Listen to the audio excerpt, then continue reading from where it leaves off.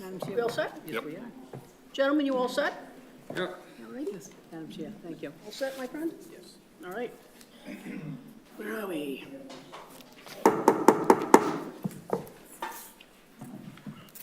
I have been reminded by BevCam that all of us need to make sure we speak into our mics and have our mics on tonight when we're speaking, so I would ask board members to keep that in mind.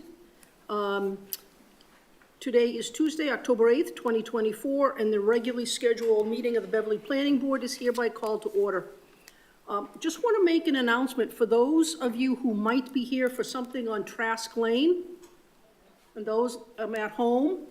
The only thing that has been scheduled for tonight is the setting of the public hearing. It's something that'll take all of 3 minutes, if that, and that's it. So, and frankly, I would anticipate, well, we'll leave that. I was gonna anticipate a date, but I shouldn't do that. Nope. So, you're welcome to stay, but if you'd like to leave, you can, and just contact the planning department or check on the website as to when it'll be. In other words, there's nothing of substance going on tonight with Trask Lane. It's simply setting the public hearing. The public hearing is what starts the ball rolling on the really substantive stuff. So, same thing for anybody listening at home who might be listening just for Trask Lane. All we'll be doing later on with respect to Trask Lane is setting the public hearing, and it's just setting a date. So, just with that in mind, we'll move on. Our first agenda item is, excuse me, subdivision approval not required plan for 86 Preston Place.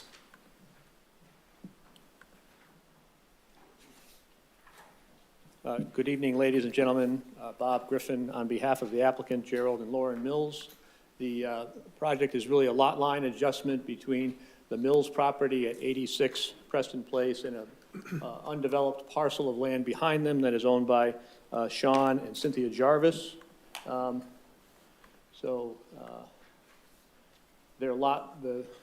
Mills's rear lot line is really right behind the house. You can sort of see that line going left to right, just behind their residence.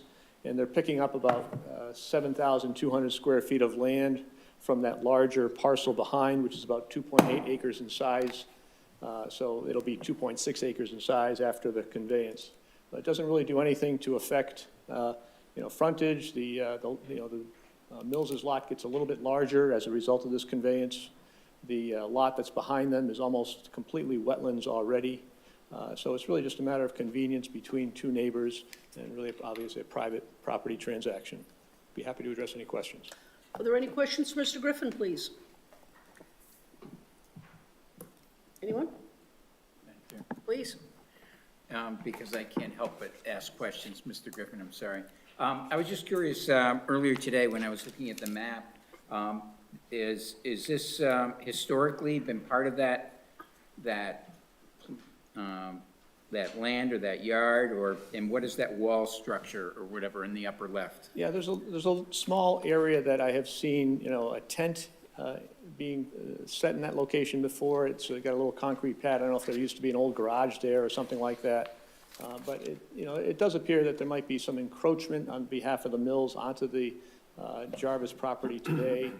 This conveyance will, I think, eliminate any ongoing conveyance and, again, settle things up nicely between the two neighbors. Thank you. You're welcome. Mr. Griffin, this meets all the requirements regarding public ways and things like that? That's correct. Okay. Anything else from members of the board? No, I'd welcome a motion on this, please. Madam Chair? Yes. I'm happy to make a motion. Are we endorsing? Are we approving? What are we? An A&R is approving, right? Approving. Okay. Endorsing. Approving? Okay. I move that the planning board approve the subdivision approval not required. Application for 86 Preston Place, filed by Gerald Mills and Laura Anno Mills. Is there a second? Seconded by Flannery. Discussion on the motion? None? All in favor? All opposed? Motion passes. Thank you very much, and good evening. Thank you very much. All right, I would welcome a motion, please, to recess for public hearings. So moved, Madam Chair. Can I get get a second on that? Seconded by Beckwith. All in favor? All opposed? Motion passes. We are now in public hearings.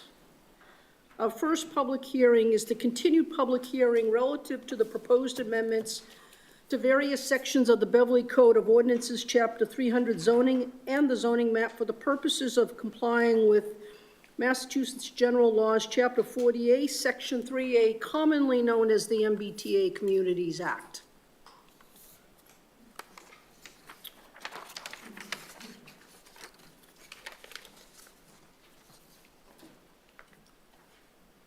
Do you want to give a brief recap, Mr. Clausen? The city council had their public hearing last night. It was closed. Basically, the MBTA, again, is a law that was passed by the state saying that each of the 177 MBTA communities has to provide a zone of reasonable size that allows multifamily housing by right. In Beverly, that zone is on this map that I can't seem to get to stay where I want it. Right there. That's not what I want either. I want full screen.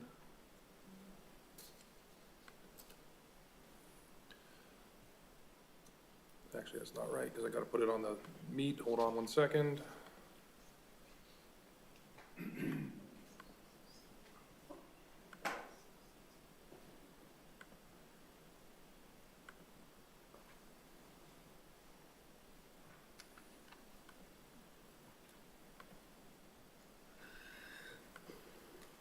Love technology sometimes.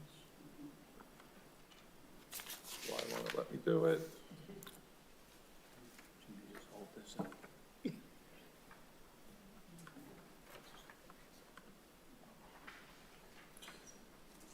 So that's not working out. Anyway, it's the map that's shown on the screen now, almost.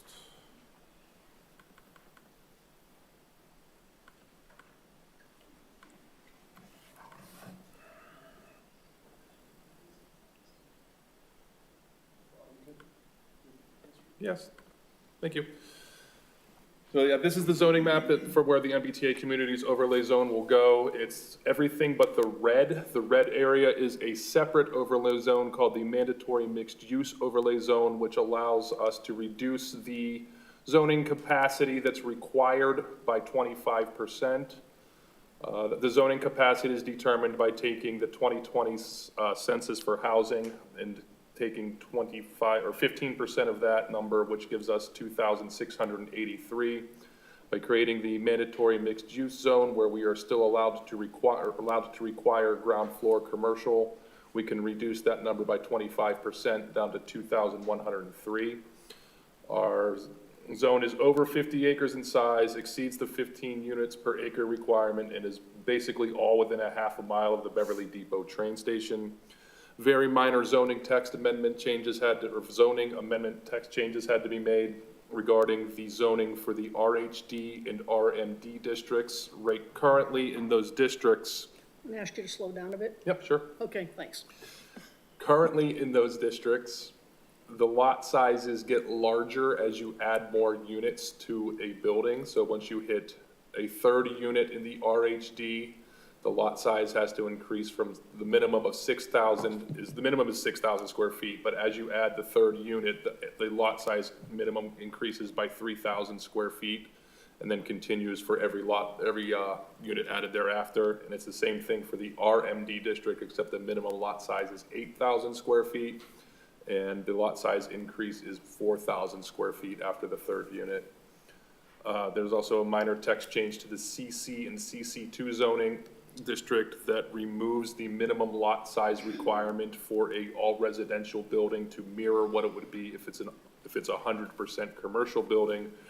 So that means there's no minimum lot size for the CC or the CC2 zoned lots in these overlay districts.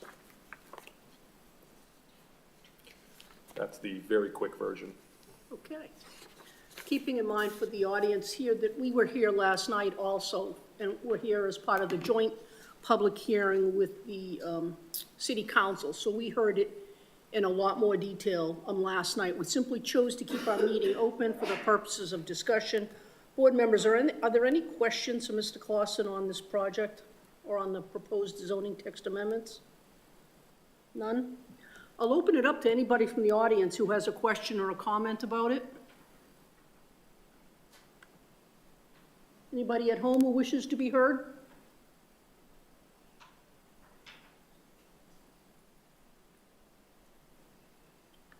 Okay.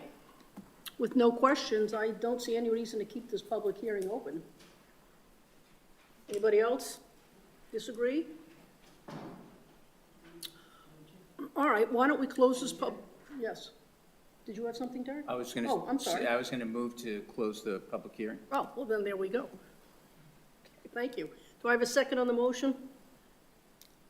I'll go with George on that one. Discussion on the motion? All in favor? All opposed? Motion passes. All right, let's deal with the merits of the matter, which is basically, we are asked to make a recommendation to the city council as to whether or not they should adopt the zoning text amendments that have been offered by the planning department. So I would welcome a motion on that. George? Madam Chair, motion to recommend that the planning board, motion that the planning board recommend approval of the proposed amendments to various sections of the Beverly Code of Ordinances, Chapter 300 zoning and the zoning map for the purposes of complying with MGL Chapter 40A, Section 3A, commonly known as the MBTA Communities Act. Thank you, George. Is there a second? Seconded by Mr. Beckwith. Is there discussion on this motion? Quiet group tonight. Oh, did you have something? Madam Chair, Sure. I asked a question last night about the fact that we have one area of the city, and I asked about, during the master plan process, I had remembered that there had been discussions about having additional housing, that was near the various train stations we have throughout the city, as one of the goals, and asked that question last night. One of the things that surprised me was that we're able to accomplish what the Communities Act is asking us to do just in one area of the city, which I think hopefully leaves room for us to explore other areas of the city, at different times. And one of the things that was interesting that I found with, I think it was Darlene Nguyen, our planning director, commented that in 10 years or so, there was a talk about North Beverly in particular, that hopefully within that time, transit improvements to the MBTA would be in place, and it would be easier. I mean, one of the things they've been talking about is electrification of the lines, making the flow of trains more frequent, all that sort of stuff. So I think that as that happens, other areas of the city may be, good to look at as well. But overall, I just wanted to commend the planning department for the research, the facts they have backing up this proposal, and the way everything was presented. And I think the way the amendments are put together in the packet, I'm fully in support of this. Excellent. Thank you. Anyone else? All right, all in favor? All opposed? Motion passes unanimously. Thank you. George, thank you for that motion. Oh.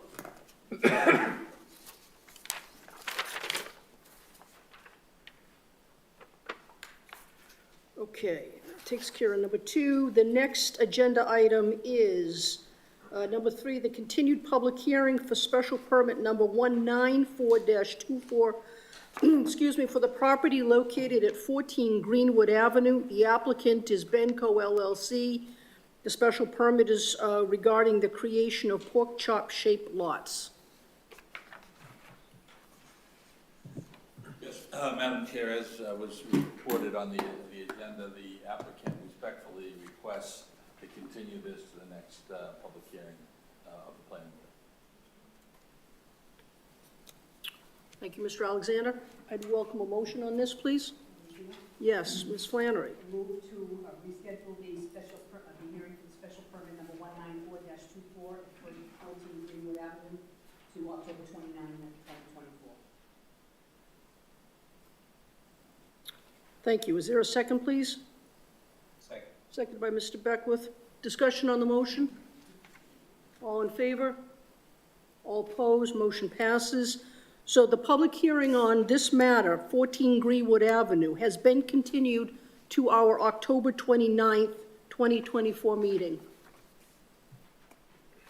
Madam Chair? Yes. I'm wondering, before we dive into the next item on the agenda, is it possible for those people who are perhaps waiting for the hearing date or the assignment of the hearing date for the Trask Lane proposal, could we set that date and so that people aren't just waiting during what could be a lengthy matter? I think that makes perfect sense. So why don't we adjourn the public hearings, move back into a regularly scheduled meeting, and then deal with that? Madam Chair? Yes. I move that we adjourn our public meetings temporarily. All right, is there a second, please? Seconded by Flannery. All in favor? All opposed? Motion passes. All right, so we are jumping from, for those keeping score at home, we are jumping from agenda item what would be number 4, to number 7, to set the public hearing for site plan review number 178-24, 0 Trask Lane. The applicant is the trustees of Folly Hill Associates Trust, care of Glovsky and Glovsky, located at 8 Washington Street, Beverly, Massachusetts. The applicant proposes to develop the subject property with 6 multifamily buildings containing 440 residential units in the aggregate, associated amenities and recreational areas, 882 surface and garage parking spaces, an extension of Trask Lane, and various site improvements, including landscape elements, common walkways, 4 monument signs, utilities, drainage infrastructure, and stormwater management facilities. I would welcome a motion on setting this date. Did you have something? Yeah, before we do that, the planning department would recommend setting a date of November 19th for this meeting rather than October 29th, due to what we anticipate to be a large volume of public speaking, and also just the size of the scope of the project in general gives the city departments more time to complete their reviews. Right, and do we anticipate that that may be the only thing on that night? That's what we're gonna try to hope for, yeah. Okay, Madam Chair? yes. I move to set the public hearing for site plan review number 178-24 at 0 Trask Lane for the trustees of the Folly Hill Associate Trust, care of Glovsky and Glovsky LLC, 8 Washington Street, Beverly, for Tuesday, November 19, 2024. Is there a second? Seconded by Mr. Beckwith. Discussion? None? All in favor?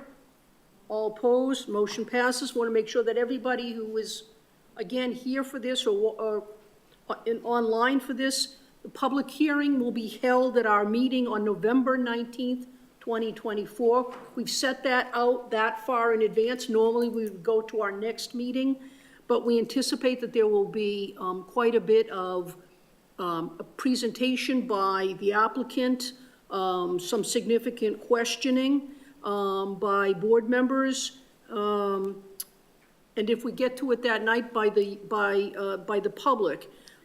You should also be aware that I would anticipate that we will not close the public hearing that night, so we would be back for another public hearing if you can't make it on the 19th. But I just want to make sure everybody understands, if you're here for Trask Lane, Folly Hill, put November 19th, 2024 on your calendar. Okay? Okay. I'll also add that if you're, the plans and application and supplemental materials should be on the planning department's website by tomorrow afternoon, if anybody wants to review it. It's a lot. Just be prepared, it's a lot. Thank you so much. Thank you. Thank you very much for that suggestion. No problem. Should we do the other one? We'll do the other one. We might as well do the other one while we're here. Okay, our second public hearing request to set a public hearing is request to set public comment period and public hearing for the open space residential design, also known as OSRD, number 12-24, the initial review application, yield plan, and initial review for the property at 184 and 186 Hart Street. The applicant is CS Hart LLC. Madam Chair, Yes. I move that we set that hearing for October 29th, 2024. Okay, is there a second on that motion, please? Seconded by Ms. Flannery. Discussion? None, all in favor? All opposed, motion passes. Board members, we haven't done an OSRD plan in 6 years. 6 years, so there are some of you here who are not familiar with it. I've asked Mr. Clausen that, because he has nothing else to do, that if he could provide before the October 29th meeting, sort of a refresher or a primer on OSRD methodology and things like that, I think it would be very helpful. All right, so that takes care of our setting of the public hearings. If anybody was here for that one, I just want to make sure they understand that as well. That public hearing has been set for October 29th, 2024. That will start the public hearing will open that night. All right. Let's see where we are. We finished that. Let's cross that off the list. I would ask for a motion. Madam Chair, Yes. I move that we move back into public hearing for modification to site plan review number 158-22 and special permit number 197-24, 119 Rantoul Street. Could I have a second on that, please? Seconded by Ms. Flannery. All in favor? All opposed, motion passes. Thank you for that. We are now back in public hearing, and this public hearing is as Mr. Beckwith just mentioned, it's the modification to site plan review number 158-22 and special permit number 197-24 for 119 Rantoul Street. The applicant is Wilso Ventures LLC and Tiny Ventures LLC. Oh, and Barrett Development, sorry about that. Did we read the, Nope. Thank you.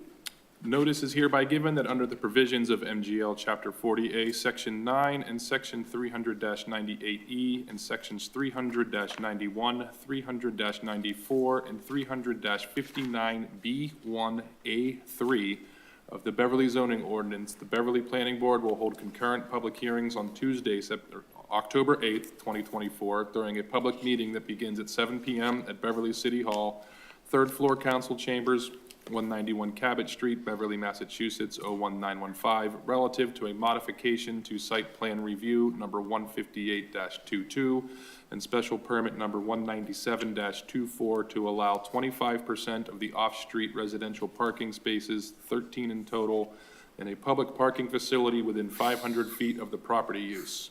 The modified site plan review consists of 52 residential units, 11 of which are studio apartments, 20 of which are one-bedroom apartments, and 21 of which are two-bedroom apartments. 1,625 square feet of retail space on the first floor and garage parking underneath for 39 vehicles. The applicants are Wilso Ventures LLC and Tiny Ventures LLC, care of Alexander and Femino, 1 School Street, Beverly, Massachusetts, 01915, and Barnett Development, 110 Rantoul Street, Beverly, Massachusetts, 01915. The property is located at 119 Rantoul Street and 119R Rantoul Street in a CC zoning district and is shown on Assessor's Map 5, lots 79 and 80. The applications and plans are on file at the Beverly Planning Department and are available for public review. Thank you.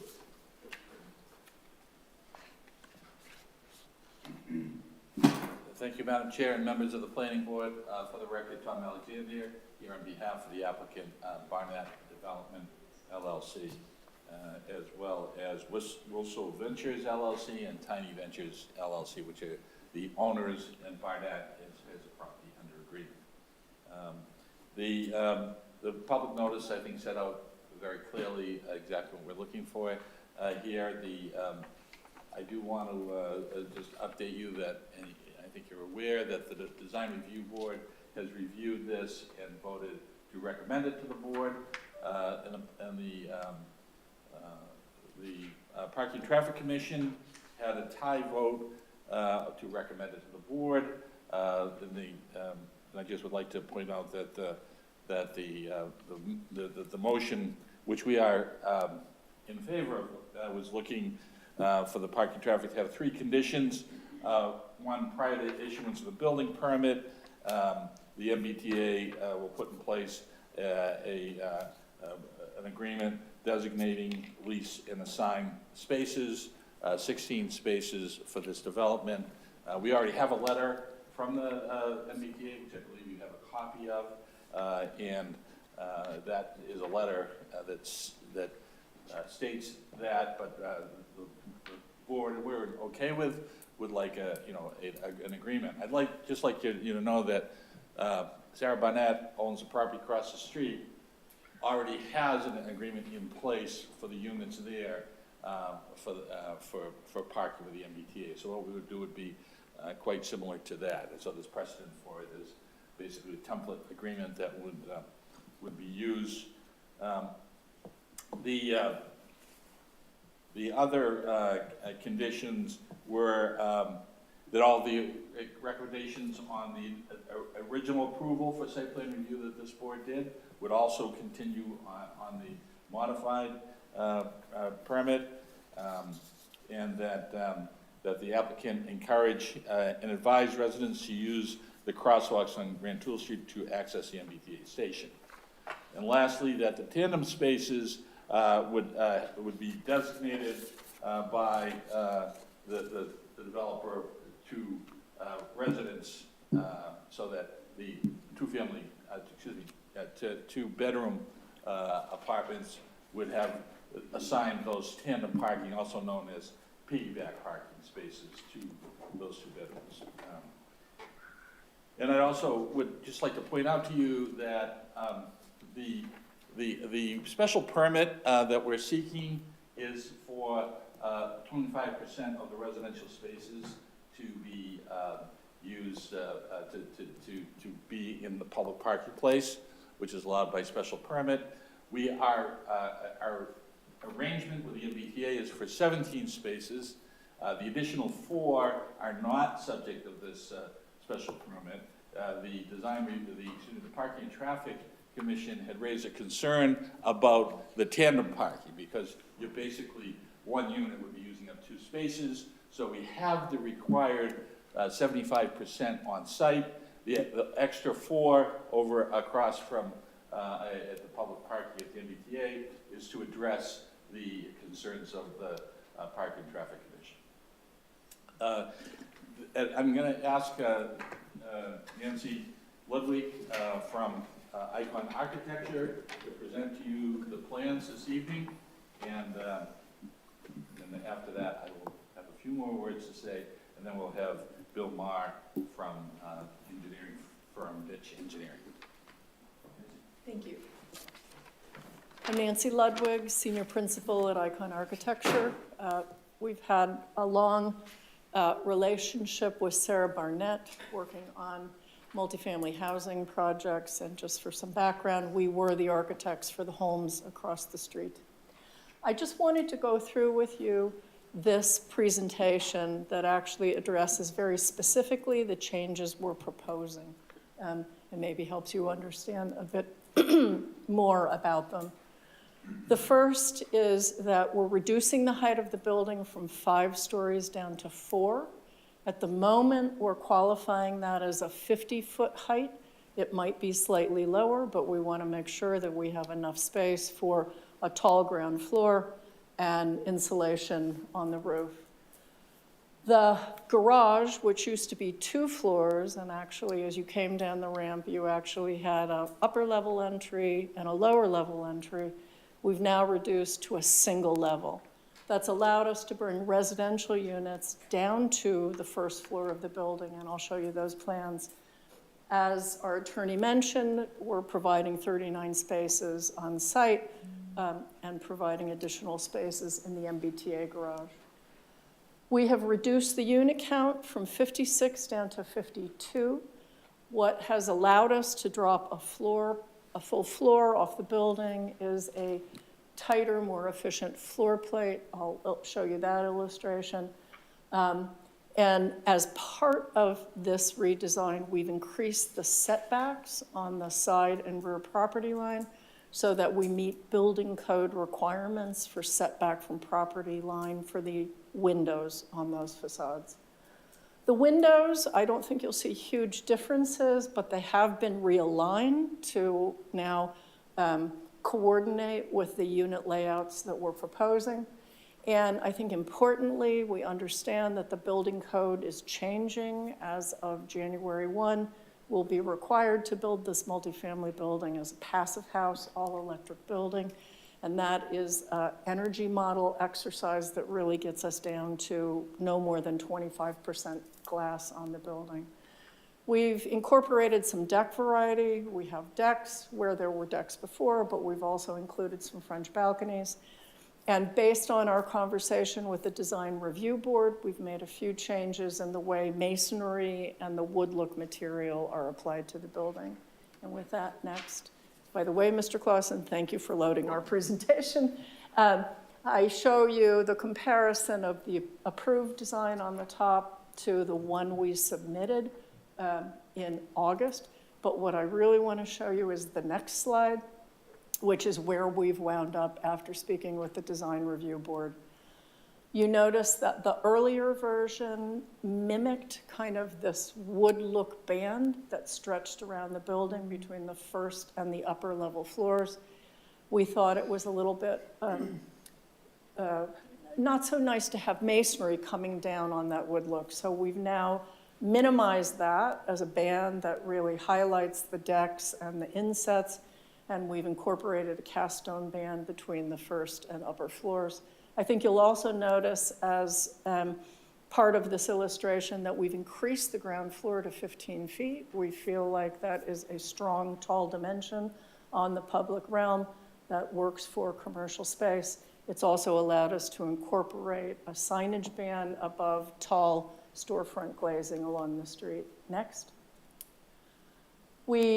I mentioned setbacks. The original plan is on the top, and you see on Plan North here in the slide, the wall of the building actually sat on that Plan North property line.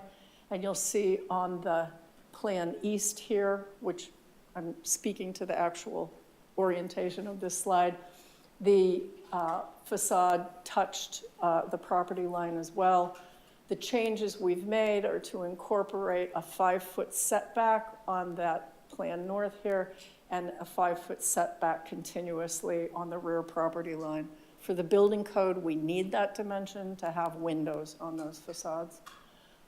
You'll also see kind of Plan South that because we now have a single level of parking, the driveway does not go back the length of the site.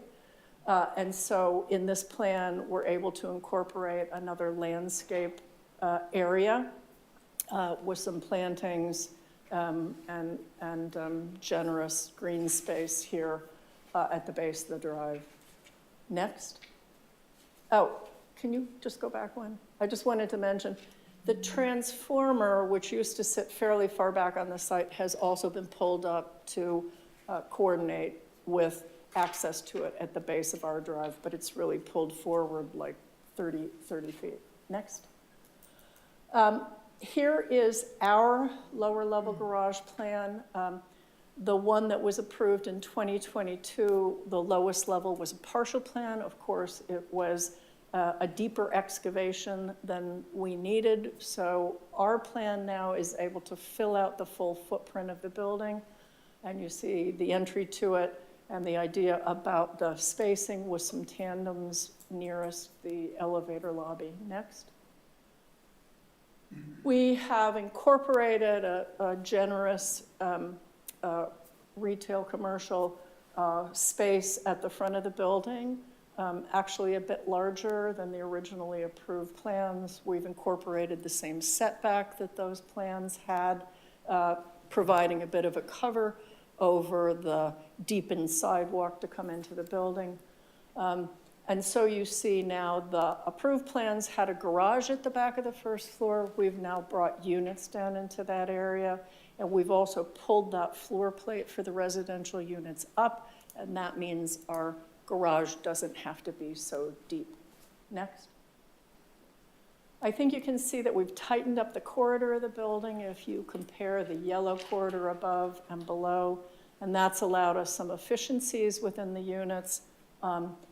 And really overall, this is what's been allowing us, again, with the incorporation of a couple of studio units, to tighten up the building. Next. Comparing the elevations, we've really worked hard to stay true to the design that you improved. I mentioned some changes with masonry. I think you see that it's very nice to have the masonry come down. We've incorporated masonry around the columns at the ground floor. We've left the corner decks as originally envisioned.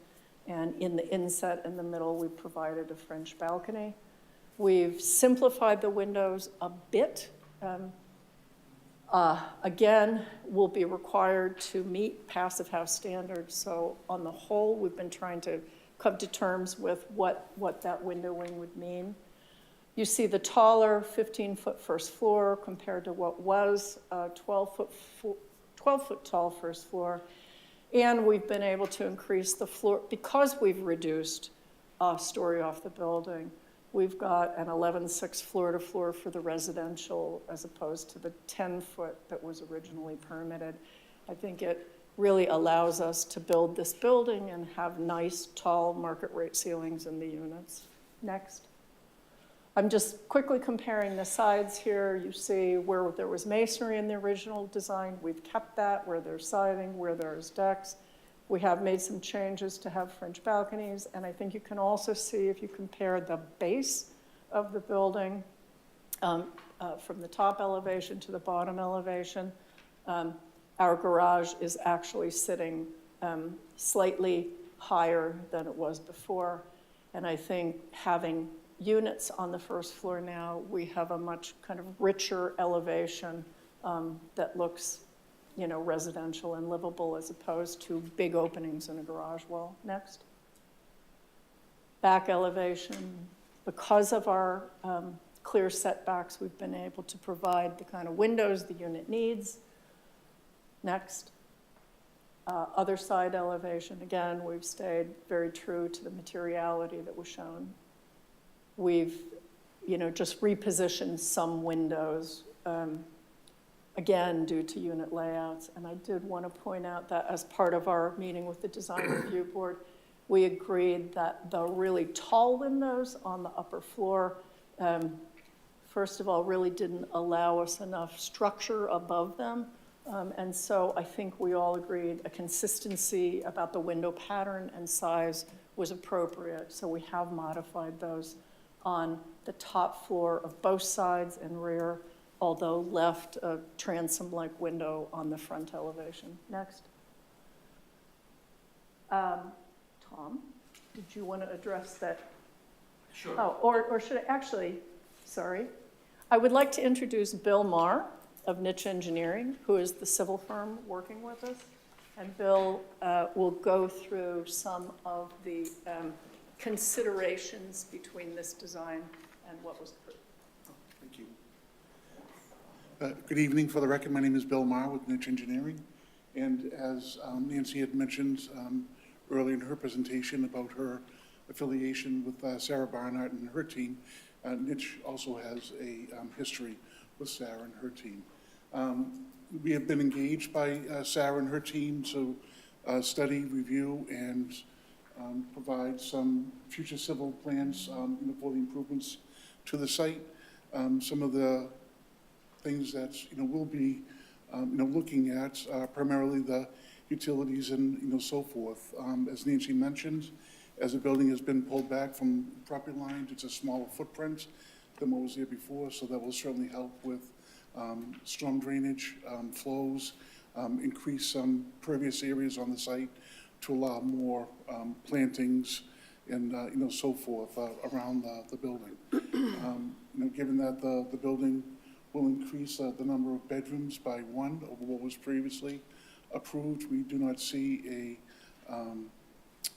a big deal, so to speak, with about 110 gallons per day increase on average with that one bedroom. And also with that increase in the one bedroom, the water supply will slightly increase between the fire and protection services, on there. But given the city's water main infrastructure, we do not anticipate that being an issue with it. We would do a couple of modifications, as I was explained to Sarah, with the sewer system. Rather than having multiple connections out into Rantoul Street, we'd probably combine things into one structure on the property before it exits out onto the existing sewer system in Rantoul Street, and a little modifications for the water lines coming into the building, move them over so they wouldn't be over some livable space or some workable space at the front of the building there. And as I mentioned before, some of the storm drainage, much of that we would keep in place, but we would certainly modify some of what is proposed based on the decrease in impervious areas and the increase in pervious areas on the site. Thank you. Thank you. And if I may, just take up the slides at this point. The first slide is a letter from the Bruno Lopes, who's the Senior Director of Advertising, Parking, and Station Access at the MBTA. It sets out the MBTA's commitment to providing 17 spaces on site. As I mentioned previously, the Parking Traffic Commission had as a condition that we provide an agreement to that effect, similar to what we had for the property across the street, and we're fine with that condition. Next slide, please. Actually, can we hang on that for a second, Sure, please? yeah. I'm noting the second paragraph, the line that says, "The MBTA will make available at its sole discretion and subject to space availability up to 17 reserved parking spaces." When is the determination made as to space availability?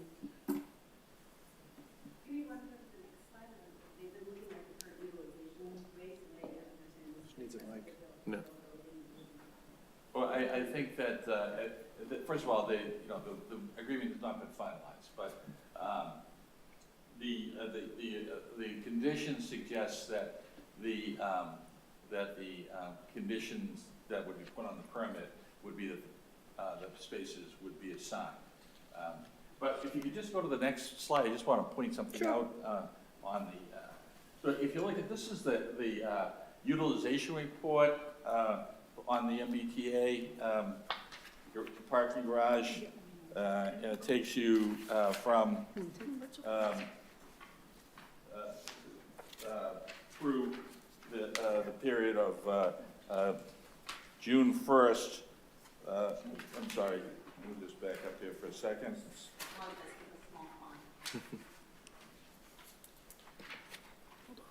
From January 1st through September 4th, okay? So the first sheet that you see here, it's kind of small writing, but that is a graph that shows you every day how, starting on June 1st, and it shows you January 6th, January 11th, et cetera, those days, what the use of that parking garage is, the number of spaces that are taken up at any one time.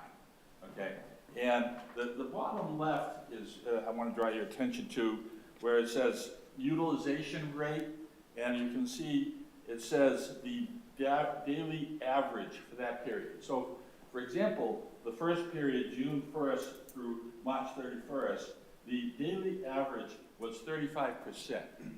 So as you can see, this garage it has a lot of extra space in it. And you can see even on those are showing you the maximum number of spaces there. You can see that every day there's a lot of extra spaces there. The next page, the next period of time, takes you from March 31st through, to July 4th, I believe. And that daily average is, again, the lower left-hand corner, 34% of the spaces are being utilized. And then the last page takes you from July, the beginning of July through September 9th, and that period of time is 32%. So it just, I think, highlights for you that the overall usage of this garage there is quite, you know, there's plenty of room, plenty of parking, and I think the MBTA, as you will see from the letter from Mr. Lopes, is committed to being involved in providing affordable housing as well as providing parking for patrons. So this is not just a garage strictly for commuters. It's also intended to have the use for residents as well. And as you know, you went through the MBTA requirement earlier today, and that is, you know, in an attempt to provide housing within a short distance of the public transit here, which is the MBTA station, which is very close, well within walking distance. If you could go to the next slide. So that's just a photo of the top floor of the MBTA garage. I believe there are 156 spaces up there. What's that? That's our 136 spaces up there, and they're almost always empty. It's not, that's not because, as you can see from the utilization of the garage itself, it's just not being utilized. And again, I want to emphasize that the MBTA is, you know, behind providing housing in a situation like this. Mr. Alexander, Yes. very interesting, and it's good to have all these numbers and charts and things like that. And it's clear that, that, you know, today, this, you know, looks like it's a doable thing. How long, what do you think the lifespan of this building that you're, of 119 Rantoul is? How long do you think people are gonna be living there?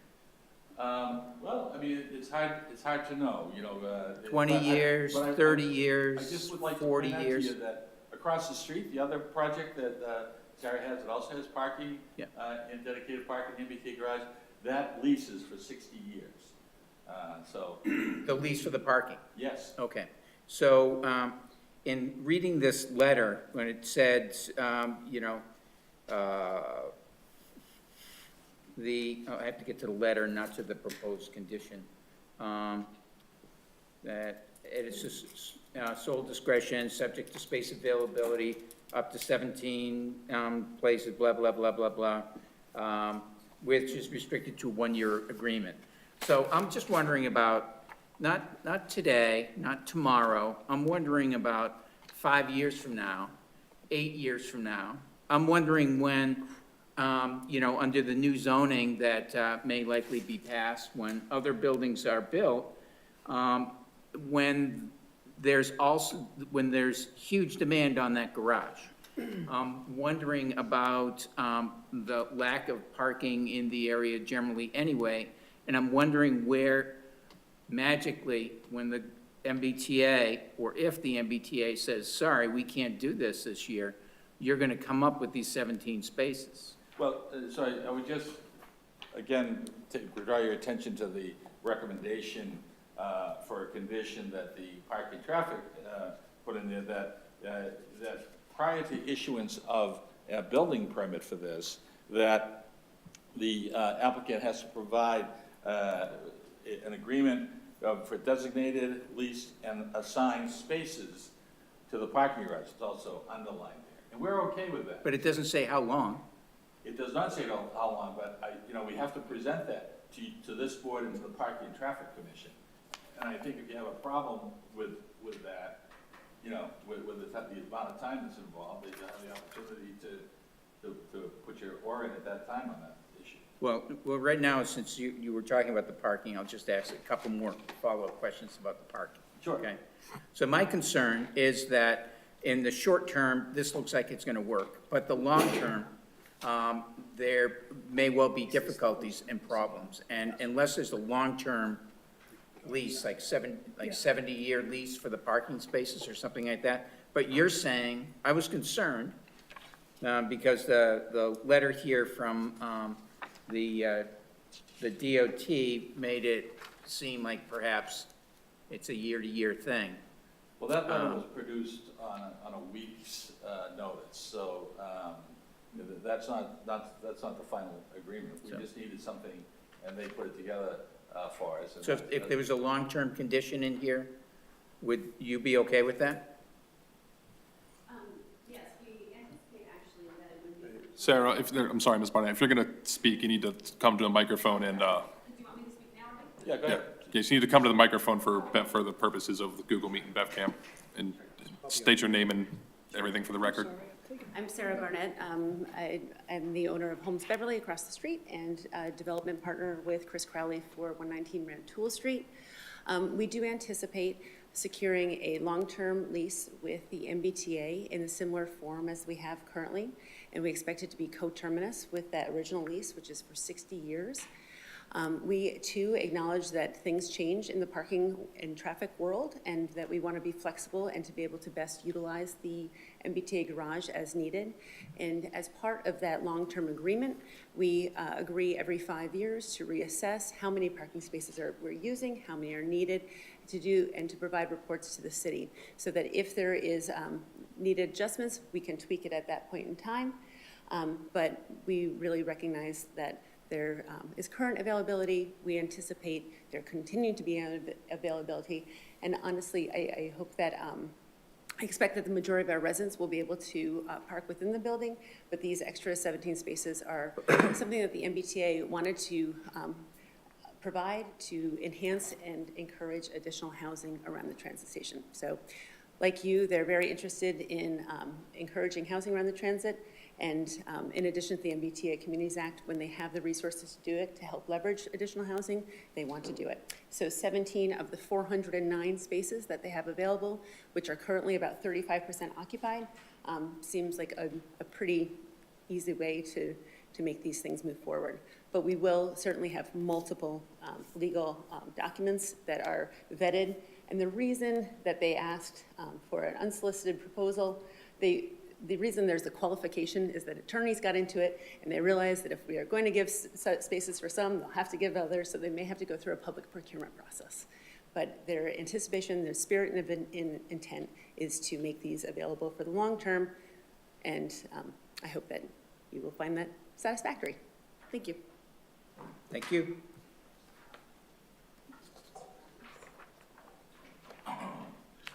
Mr. Alexander, can you walk us through this utilization chart? This is we got it this afternoon. I couldn't open it. This is brand new to me. And I'm not happy about that. Let's start with that. Well, we submitted the chart to the city a couple of weeks ago to the Parking Traffic Commission, so I assume that would be, part of your thing as well, so. No. Okay, so, so the chart is taking you through, there are 409 spaces, and as you go across, it's day by, it's not every single day, but they go for page 1, January 1st, January 6th, January 11th, and it shows you on the top part of the chart the number of the maximum utilization of the garage on those days. So as you can see, it goes up and down. On weekends, it's significantly less utilized than it is on weekdays, which is understandable.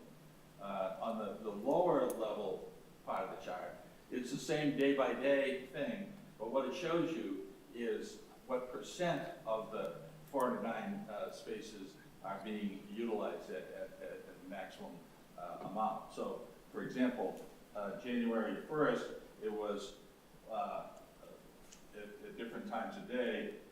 I'm sorry, it shows you each day, but only shows you every 5 days. So January 1st, it has not much which you would expect. January 2nd is 44%, January 3rd is 45%, January 4th is 42%, and January 5th is, it looks like, it doesn't have a percent there, but it looks to be about 24%. Then the next January 6th, it jumps up to 80%, January 7th, 63%. So that's basically what's going on with this. So chart. are these utilization rates? What's that? That was a snow day. Yeah, the 80% was a snow day, so. Are those utilization taken at any particular time? How is the rate calculated? I believe it's taken the peak. Yeah, the MBTA has invested a significant amount of effort into making the garage more usable. And instead of using gates, they now use license plate technology, and it's giving a lot of much better data. So the license plate technology is very accurate. They're checking people as they come in. If people need to get a spot, they use their app, and that's why this information coming from January 1 is extremely interesting and extremely accurate. And it really is funny because it kind of shows how many people are commuting to the city. There's a secondary component to this that I think we all should be interested in. But overall, it just demonstrates that there's a vast amount of space available, even on those particular snow days that everyone is concerned about, as we are as well. We say get to the garage early if you want to be there, and 80% of, that was the biggest utilization of that garage, which goes to show why it was there. So the middle band where it talks about 12,737, what exactly is that figure? That's the total number of, Spaces available in that quarter? no, the That's the total. fiscal number of uses, Yeah. of uses. The total, I believe. Of which the next one is 10,991 were on weekday, and 1,746 were on the weekend. And then this last category is how those 12,737 uses were, 10,531 were paid via phone, and 2,206 are sent to people via mail, and they have to pay for it that way. And just to be clear, this is the 409 spaces that are available in this garage. There's actually about 500 cars, parking spaces in the garage, and those are assigned to either my building at Holmes Beverly or Charlie Grimes's building at the Beverly Depot 2. So there are some have already been used, but this is just the utilization of the available 409 parking spaces in the garage. So when I'm looking at weekdays and a figure of 86.29, what does that represent? That's saying that of the number of parking times all across the month, across the year, 10,991 of those cars were parked on weekdays. We are only 1,746 cars parked any weekend of the year, of the quarter, or whatever the time period is. I'm sorry, this is a tiny font. Yeah, this page goes January 1st to But- March 21st, so it's approximately a quarter. But Bruno's been, as he's really has expanded the data integrity of the garage, and a lot of that information has been very helpful in identifying places where there is availability and opportunity to increase housing around the transit. So does this tell me that 86.29% of the spaces were occupied during No. the weekday? No, if you go down to the next, it's really these charts, the charts below are graphically very helpful. That is the daily usage of the garage, and you can see it changes. So let's go to the second week, January, any of these weeks.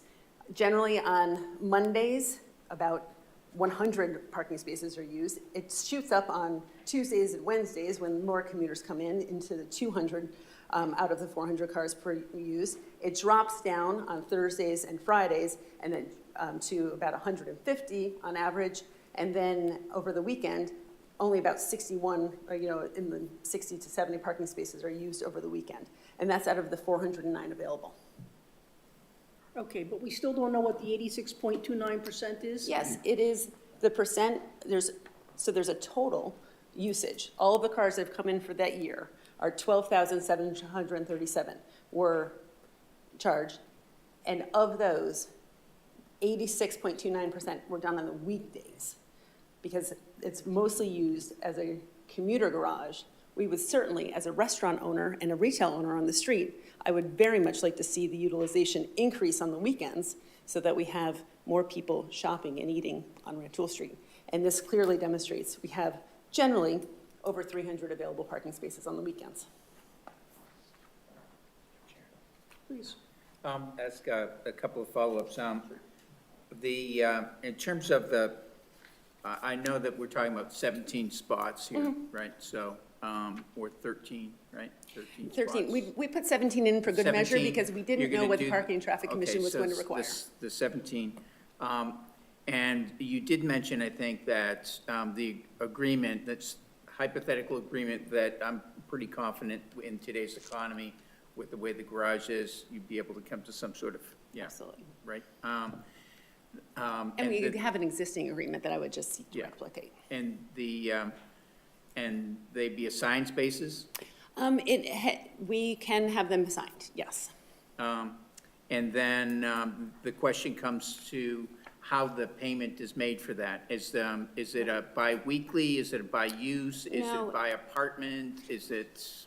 I have been acting and will continue to act as the pass-through. So if a resident of our building at Holmes Beverly, as well as in the future building at 119 Rantoul Street, has a parking space in the garage, they will be taking a parking space that I rent from the parking garage, and we will add that charge to their resident portal, and they'll pay a part of their rent each month. So right now, we rent the parking spaces for $155 per month. It's about the same cost as if you were to park there the entire month. But for the convenience factor of people not having to pay by phone or do that and have a reserved space, most of our residents, not all, but most of our residents have chosen to pay via the resident portal, and I pay a monthly bill to the MBTA that runs about $10,000 a month right now. Yeah. I mean, the question in my mind, having commuted and parked in Boston in garages every day for, thank God, I don't have to do it anymore, is the fight to find a parking place. And it doesn't seem it's that way right now, but can I find a free spot on the street? Do I take a swing around the block looking for a meter? How do I handle the parking for the day or for that particular time, as opposed to having an assigned prepaid spot? And so whether or not these cars, because parking is to be provided for them, the idea is not to be having them park on the street. What assurances do you have that these are not entering into the fight on the street for meter and parking place and shopper space and all of that? How can we be sure? Sure. So with the Holmes Beverly, I think we were the first property to go through and commit that our residents would not be eligible for on-street parking spaces. So if you have an address at 119 or 110 Rantoul Street right now, and you try to submit for an on-street parking space, you are not allowed to do it because the parking garage is the intended use of it. So that will continue. And as far as, 2-hour parking versus going into your parking space to stay overnight, that might be a convenience factor, but we see generally, owning the retail and restaurant on that ground floor, we see nice turnover on Rantoul Street, and we actually have not had much parking issues out there because people are using them on a temporary basis and turning quickly. So you don't see these 13 cars adding to the street parking? Not at or- all. I mean, they would replace any potential need for street parking. So, you want to, I don't know if there's anything else, any more questions or? Wayne? I would like to just point out that the busiest day shown here, it shows a utilization on January 6th, which was a snowstorm of 80%, which meant that 20% of the 409 spaces, even on the busiest day, that's 80 spaces were available. During the pandemic, I believe it was somewhat different, and probably 5 years from now, it might be different. So the questions really go to other things about assured parking places, and how do you do that? But I understand the situation of the garage right now, so appreciate that. Thank you. Wayne, did you have a question, comment? Yeah, kind of both. Okay. I'm not that interested in the minimum occupancy over the weekend. I'm more interested in the maximum, and I sort of disregard the January 6th 80% because it was a snow day. But normal utilization may go as high as 50% or so, right, at present. So I'm wondering why the MBTA built this facility at 100% over capacity. Do they anticipate much greater occupancy in years to come? And that's why they built it at twice the capacity that's currently being used? They built it in part to, well, mostly to serve commuter needs, but they also built it. They built it to serve communities. They built it to make. Commuter needs. Oh, communities, Yes. okay. And, but they also built it as part of the earlier planning processes that you as the planning board went through 10, 15 years ago to encourage housing to be built around the transit station. And there was an acknowledgement that those parking spaces would be used to encourage additional housing. And now, 9 years later, we're getting to see the fruition of that. Yes, the pandemic impacted how much the usage, but we also have Uber now. So there are many things that happen in the way of transportation that we need to be flexible and to be able to serve it. But this is an opportunity to better utilize and activate that garage. I'd also like to just reemphasize that when the parking garage with the public hearings and et cetera, when it was, before it was being built, it was emphasized that it was supposed to be utilized for housing as well. That's why the Sarah's building right in front of it was always anticipated to be housing and always anticipated to have parking within the garage. And so it was talked about when that was allowed. It wasn't just purely for commuters. It was for, to encourage as Sarah said, transit-oriented development downtown. And transit-oriented development, especially in a place like Beverly, does need a automobile component. And it went hand in hand with the purpose of why the special permit was created in the first place. So we're now here asking for that special permit. And I think having been able to reduce the height, reduce the units, really make this a tight building, we're very excited to be able to fulfill a lot of the earlier ambitions of this planning board. Madam Chair? Yes. How many parking spots are under contract presently? I have 70 parking spaces, and Mr. Grimes, I think you're Beverly T. 20. So 90 of the 400 and, 90 of the 500. There's only 409. There's 409 spaces plus the 91, so it's the 500 car parking garage. I think I missed that. So there's 500 spaces. And you just said that 90 of them are under contract presently. So this would bring us to about 25% of the space. This report is based on a 409 available parking spaces at the MBTA. So we'd have 90 plus 13, 90 plus 13 more? Yes. Okay. so 17. 17 more. 17 more. So around 20% So of the space would be under contract. yeah, about.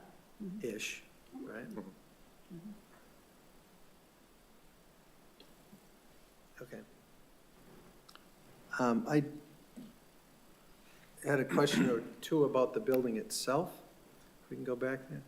You went from 10-foot tall interiors to 11-foot-6 setbacks. The lower floor is now 15 feet tall. You seem to have decreased your potential earnings here significantly. Just to be nice, or why? Actually, I have found that it is much more marketable to have a higher floor-to-floor. A 10-foot ceiling only allows you to actually, what's the floor-to-floor inside a unit? 10-foot? It would have been an 8-foot ceiling. Maybe less. Right. So as a 6-foot woman with 10-foot tall, or 2 feet tall arms, I could touch the ceiling in a 10-foot floor-to-floor. So we increased it to 11.5 to provide the market rate experience that we anticipate our renters wanting. Other questions? Did you have some? This one. Oh, go ahead. You're anticipating compliance with this, the stretch code coming up or the special stretch code coming up? Nancy, do you want to address it? I think it's actually, we're going for a passive house standard. It will be the first passive house in the city of Beverly. No. Not quite. Oh, maybe but not okay. first. The new building code, Beverly is under the stretch code, but the new Yes. building code that's mandatory as of January 1, 2025, Building code being stretch code or not? building code being construction Overall, building okay. code for the Commonwealth of Massachusetts will require multifamily buildings to meet passive house standards as part of the energy code. So there's multiple things going on, but that new building code is tying you into a very high performance level that mandates passive house and all electric buildings. Amen. Does that answer your question? Yeah, thank you. It will meet the stretch code as well. Special stretch code. Correct. Derek? Yeah, I might have an architectural question here. Sure. So Mike, I'd like to go to the ramp now. So I'm standing on the ramp, and I'm looking down, and I understand it's about a 16-degree now. It's much steeper. 16%. 16%. So could you explain the steepness, how that is compared to average ramps, how it compares to what we approved before, et cetera? So a handicap ramp is, No, the car Your ramp. garage ramp. no, I'm just trying to give you a comparison. Oh, I'm sorry, yep. Right, a handicap ramp is like 1 in 12, and this will be steeper than that. It's about 1 in 7.5 of lift down. It is a typical garage ramp. It has a blend of 8% on either end. So it's a normal garage ramp. We've built many, many properties that have a 16% slope ramp with a blend at either end coming down into a garage. What's the maximum ramp that you could build? We would never build more than 16%. But didn't the August plan have a 20% ramp slope? It did, it was a mistake. The drafter did not calculate the ramp segment that's in the garage. So that was a mistake. Nitch has a comment in their letter that Nitch understands in discussions with the architect that the ramp will be 16 or less as the ramp will extend into the garage. So it sounds like that what they're saying is it wasn't a mistake, but there's been a decision to extend it, which would decrease the slope. Mistake or change, it will be 16%. And we do have a new layout. So- And we need to create a flat at the bottom of that ramp so that the transformer can be serviced and accessed. So typically, we would have done a ramp that kind of curved around, but here we're coming down to a flat spot as you then turn left to come into the garage. Go ahead. So actually, I just want to follow up quickly on that. So you're entering at the bottom of the ramp, you're going underground to service the transformer? Is that, at the bottom of the ramp, I can't, I'm trying to make sense of what it is you said. And it's me, it's not you. I know that. Transformers typically sit up like at the back of a sidewalk or an accessible point where the electric company can pull their truck up to Yeah. it and the doors open. The prior plan, as we mentioned, was built to the property lines and had the same width and the same idea that you would put the transformer at the very bottom of the ramp. So our ramp is now shorter, which has allowed us to pull the transformer up. And that final turn that you make into the garage will be flat. so that if an electric truck needs to pull down to the transformer, there is a flat spot for that truck to land. Okay, Right. thank you. Okay. Wayne? On the ramp that is 16%, Yes, there's, are there any turns? no, So it's a straight ahead. it's a straight ramp. And the ramp is built to the maximum slope you would build, Yes, I wouldn't suggest it being any steeper. but you're at that maximum A- slope. A maximum that, yes, we in our practice have typically used as a maximum, yes. Thank you. I have a question about that. I haven't seen a plan with a 16% ramp. I've only seen the plan with a 20% ramp. It also has an 8% apron. Correct.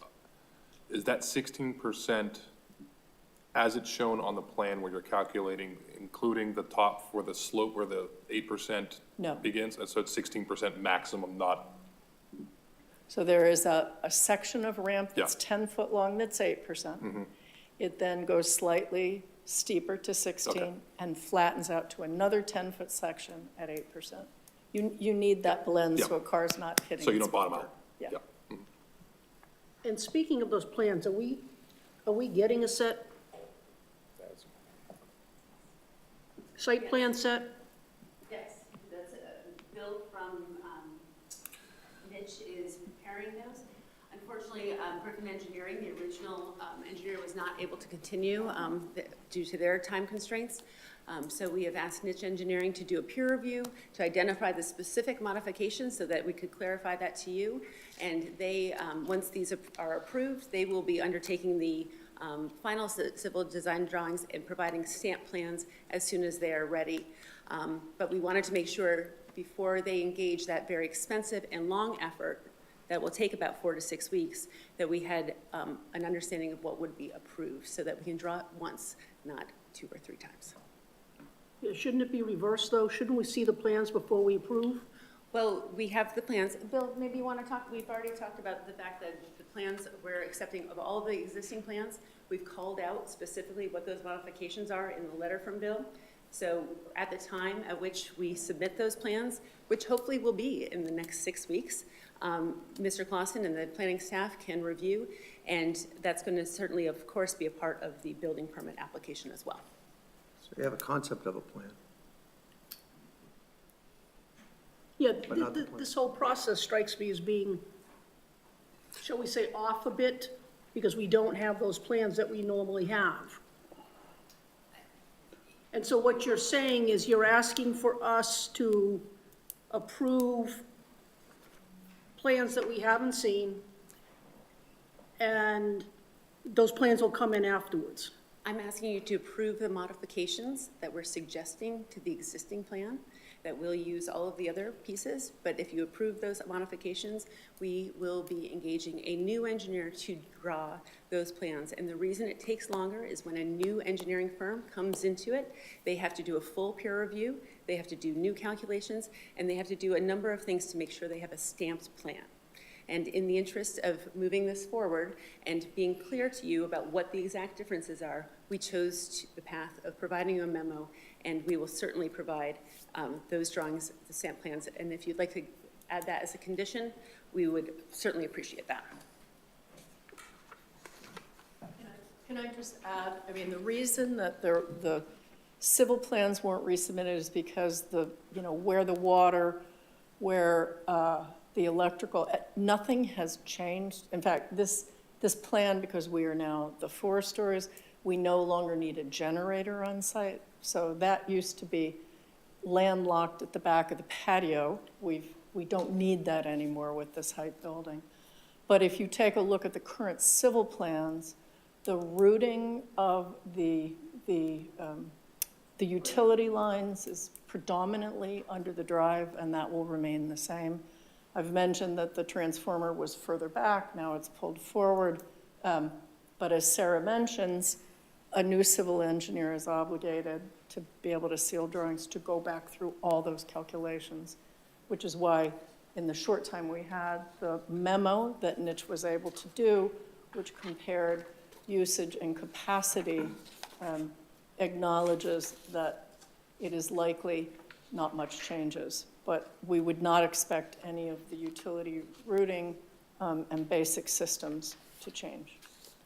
Have I misstated anything? No. Okay.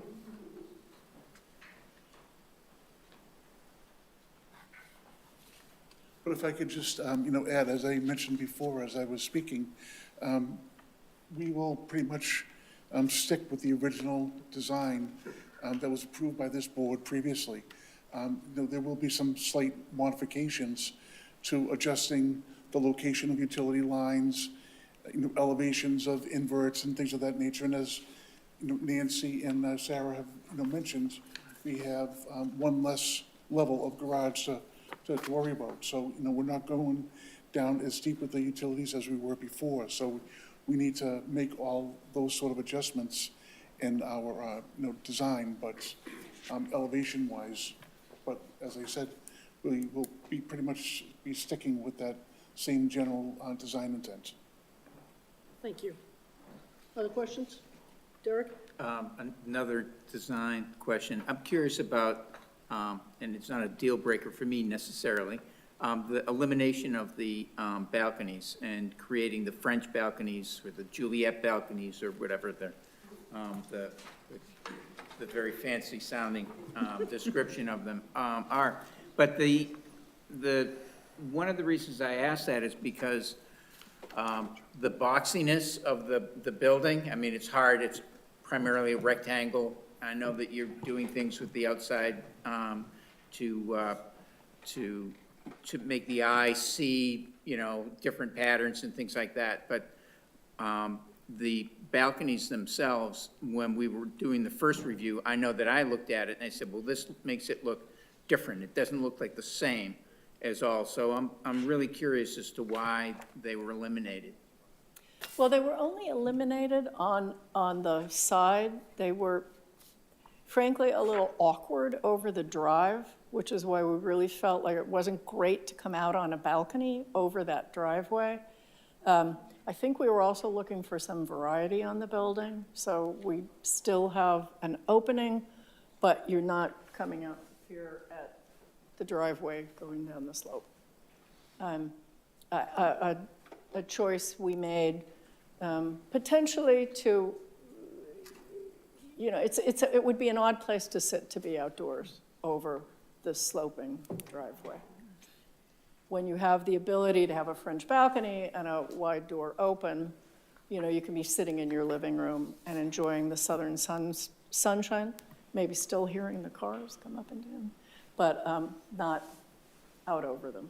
So that was the adjustment we made, the two decks that were on the south side here. We've left the corner ones, which I think were, a design mark for the project. I think if you look at the front massing, we've tried to simplify and unify there you go. So there were a couple of projecting balconies there. Yeah, coming down. Two different, yeah. Okay. Other questions? Hit your like button. Oh, thank you. There we go. Other questions? George? Question for the board, question for Ken. The staff report mentioned the concern that the number of spaces being requested in the parking garage exceeded the 25%. Correct. That is in the statute, or the ordinance, I guess, in this case. Do we have to, how do we proceed on that? Because in the depot overlay district, you only require one space per bedroom. They need to provide 52 parking spaces. Right. Because you only need, the tandem spaces in that building can only be deeded to a single. Need to be deeded to a single unit. They can't, 4 of them can't count towards the total, hence it's 17 across the street, which exceeds the 25%. Yeah. In addition, the application only asks for 13. Right. Right, we're going above and beyond what the application says in response to comments from the Parking and Traffic Commission. But I'd just like to draw your attention to the fact that the design standards in the Beverly zoning ordinance allow for, the term in Beverly is not tandem, but piggyback parking, so long as those spaces are assigned to one unit. So we have 2-bedroom units that these will be assigned to. That's in conformance with the zoning. We have the required number of spaces, but because the Parking and Traffic Commission raised a legitimate concern about, well, gee, maybe you should have 4 more because the 2 would be going to one unit, so we complied with that. But that's not, the special permit is for the 13, not for the 17. So what happens with the other 4 in the garage? They stay there, they're assigned to 2-bedroom units and. I mean, I understand that, but your special use, in order to put residential parking in the MBTA garage, that's only permissible by a special permit. No, it's not. We don't, it's not only permissible by a special permit. We can choose to rent extra spaces. We only need approval for the 25%. We can, as part of as an additional amenity, we can offer to pick up 4 additional spaces. But what you're saying, Ken, is that they wouldn't meet their, with the 13, with just limiting the rental of spaces in the garage at 13, they wouldn't meet their requirement. Correct. Well, I think I would. 25%. Right. We have the legal, under the Beverly zoning ordinance, we have the legal requirement for the number of spaces for those, 75% in the garage. There's nothing that says you can't count those spaces in a, you know. I think that's where the disagreement arises, that the planning department tells us that those 4 can't count, so that your request for 13 doesn't meet the requirement for parking. Your request for 17, you're right, you can certainly ask the MBTA for more. But I personally think that the special permit has to be limited to 13 because that's what the application requests, and that's what we're voting on. What's that? That's all we're gonna do. We're only looking for the special permit as to the 13. Right. We're offering 17. We're going above and beyond what the requirement is. But then you don't have enough parking for all of your units. Sure we You do. have 52 units. You can own, the parking, 4 of those spaces can't be assigned to a specific unit. They have to be, they have to go to a 2-bedroom. Correct. And there are 22 bedroom units. And not all of our unit residents have a car, so not. all That of doesn't our- matter. Well, I know, but I'm just, so we have the number of parking spaces, but we will assign whoever wants a parking space within our residents, we will assign the parking space. But that's not to say that all of our residents require parking spaces, because they don't all have cars. Right, but isn't that moot, because you simply have to, you still have to meet the parking space requirements, right?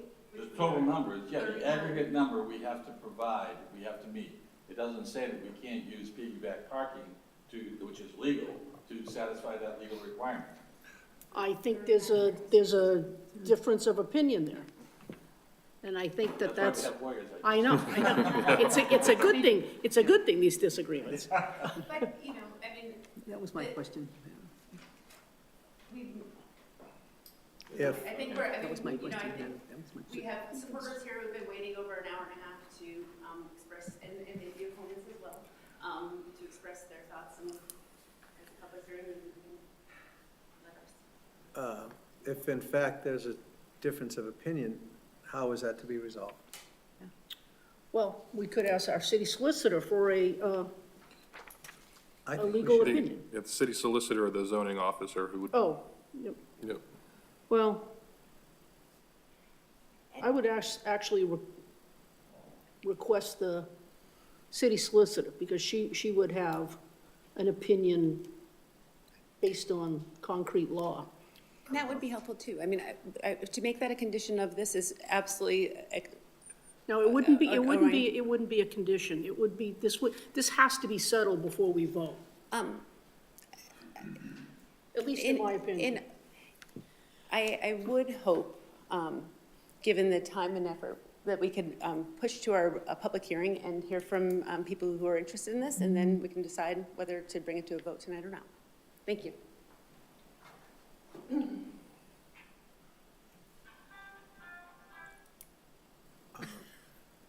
I tell you what, Certainly. we've been sitting for an hour and a half. Why don't we take just a 5-minute break. recess, all right, because I need to stretch my back.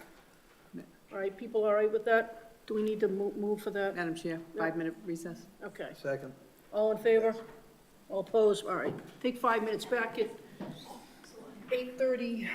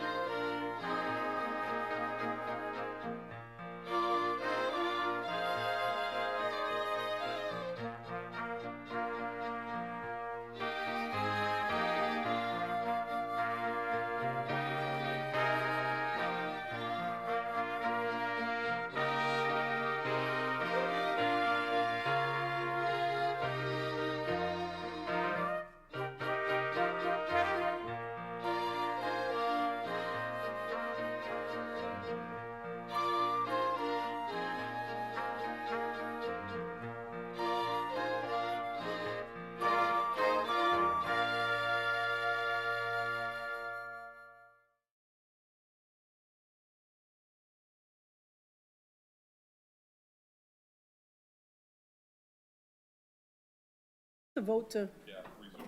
yep. Can you move us to? Second. All in favor? All opposed? Motion passes. Thank you very much. We're back. Thank you, everyone. Why don't we open this up to people in the public who wish to be heard on this? Madam Chair, Yes. Mr. Grimes, how are you, sir? I'm as well as a man can be. Thank you for asking. Glad to hear it. Madam Chair, thank you for the opportunity to be heard. Charlie, My can name you is just? Charles. Yeah, thank you. Good. I was gonna say, can you say your name and address for the record, please? I'm going. Not my first rodeo here. And again, thank you for the opportunity to be heard. My name is still Charles F. Grimes, and I live at 116 Rantoul Street, Unit 310, in the Depot Square condominium. At a prior meeting of this body, I submitted to planning staff a written copy of the remarks I intended to make on the special permit request. As the chair is aware, this board was unable to act on the matter at that meeting. However, I did provide copies, in addition to copies for each member of the board. I also, as a courtesy, provided a copy to the developer and the developer's attorney. I request that those prior remarks be included in the record of this hearing without being read aloud, please God.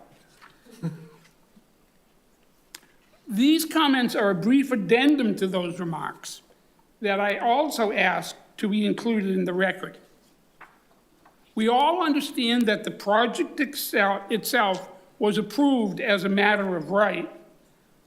Parenthetically, I think the modified project would be approved as a matter of right were it first presented, because it is exactly the kind and scale of project the zoning ordinance seeks to encourage in this area, given its close proximity to the commuter rail.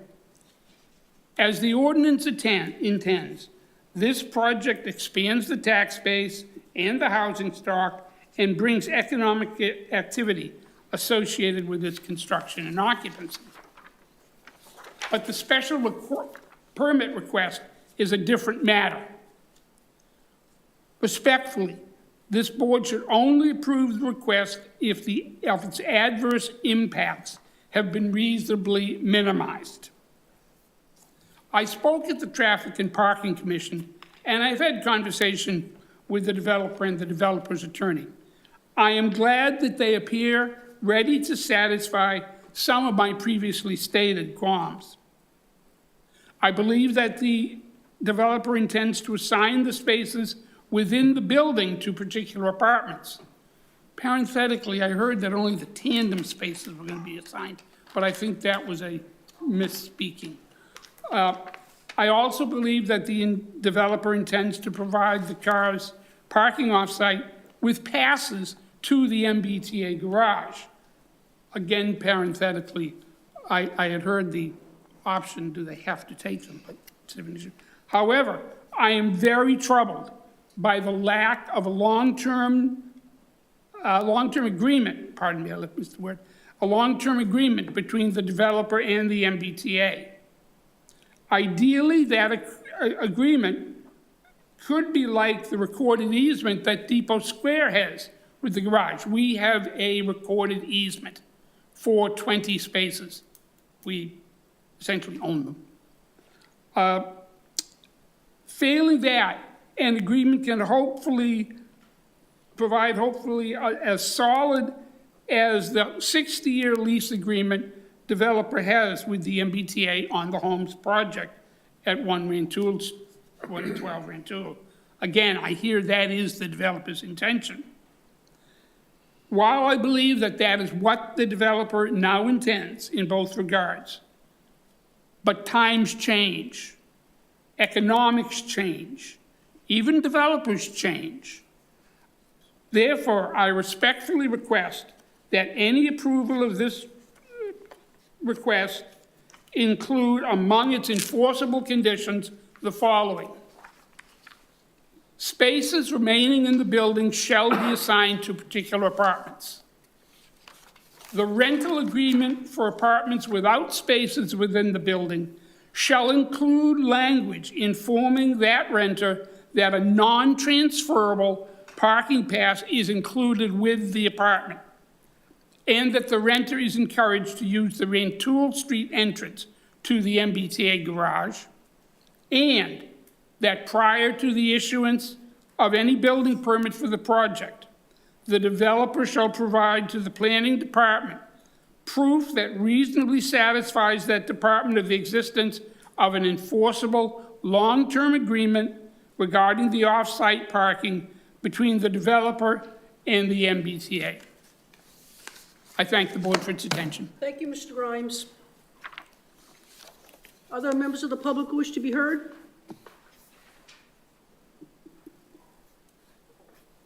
Good evening, board members. Thank you very much for holding this public hearing. My name is David Doloff. I own 40 Pleasant Street on the border to 119 Rantoul Street.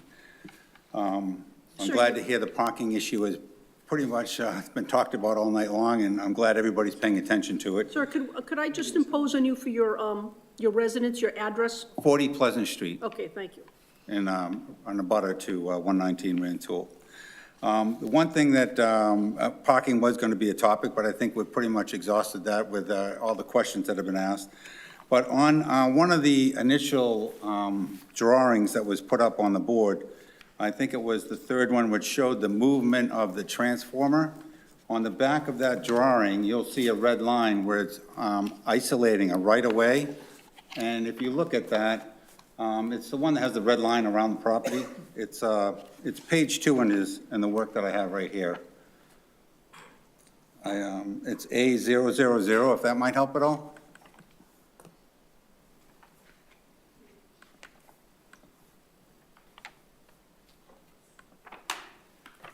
Right, that's the one. So if you look on the rear of the building, you'll see where the red line goes out over into the right-of-way. That right-of-way is my property. And I did bring that to Chris's attention. I have had my property surveyed. Last time was in 2021. I do have the plans here that show that the right-of-way is actually part of my property. If I understand a right-of-way is for passage only, if I'm correct on that, I mean, I don't really know all the laws on that part, but, so people can walk on it if they want to, but it cannot be used for parking. Nothing permanent can be placed on that property. And I just want to have that in the records right now, that that is part of my property. But if you looked at that drawing, you would actually think that that's part of 119 Rantoul Street.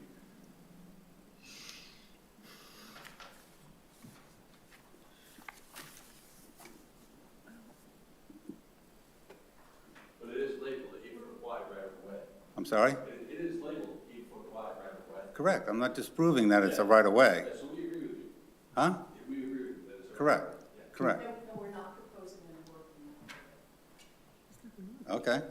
The 5-foot setbacks from the inner property line. Okay. Okay. But the 8-foot right-of-way isn't helping the 5-foot minimum setback then, right? It is not, Okay. Yeah, it's, All right. the 5-foot setback is the green area. it's beyond, yes. Okay. We're showing the light green planting strip. That's our 5-foot setback. Correct. Okay.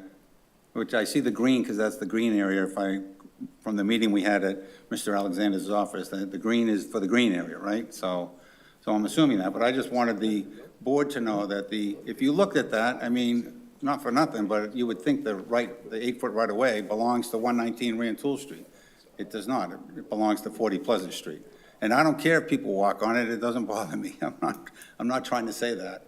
And I'm not against the building at all. I think it's going to be a beautiful building. It's another nice addition to downtown Rantoul. I personally like what's gone on Rantoul Street. I think it's been a huge asset for the city. So I just want to have that part known as, I don't want a fence around it. I mean, I just want everybody to know that what's going on here. And, you know, Chris mentioned the property is going to be secured because he doesn't want people walking up, which I understand, from the park through the property. So I just want to make sure that the 8-foot right-of-way stays open. People can walk on it if they want to. Okay? Yes, Other than that, that's my only thing, so. thank you very much. Okay.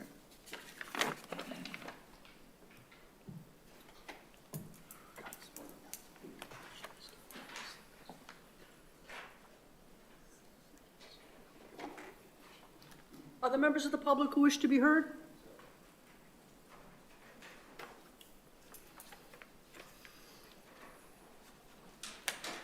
Hi, my name is Elise, and I'm the property manager for Homes on Rantoul Street across from the new proposed building. And I just have 9 letters of support from my residents I wanted to enter in. I'm sorry, your name, I missed it. Elise Weatherup, I'm the property manager in Beverly at Homes. But, and I had some letters of support. Would you like me to read one, or? I don't think that's necessary. I Okay. mean, we'll take them in, and obviously they become part of the record, and we'll make sure that board members see them. All right, thank you. Thank you. What address is Letters of she? What address is she? The Holmes She's the Homes property manager. 110 Rantoul Street. Directly across the street. Directly across.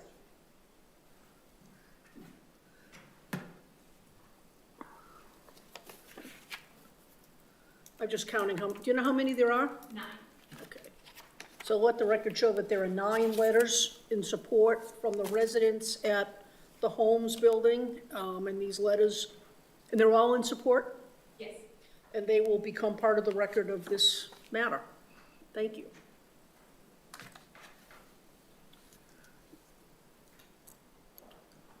Hello, my name is Alex Weatherup. I live at 27 Fayette, just around the corner there.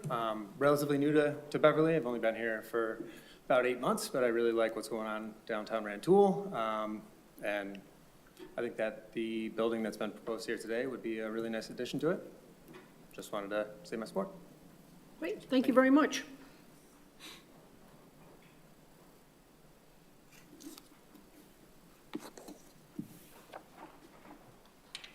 Did you get your purse, first of all? I did not, so I will see you at 8:30 tomorrow morning.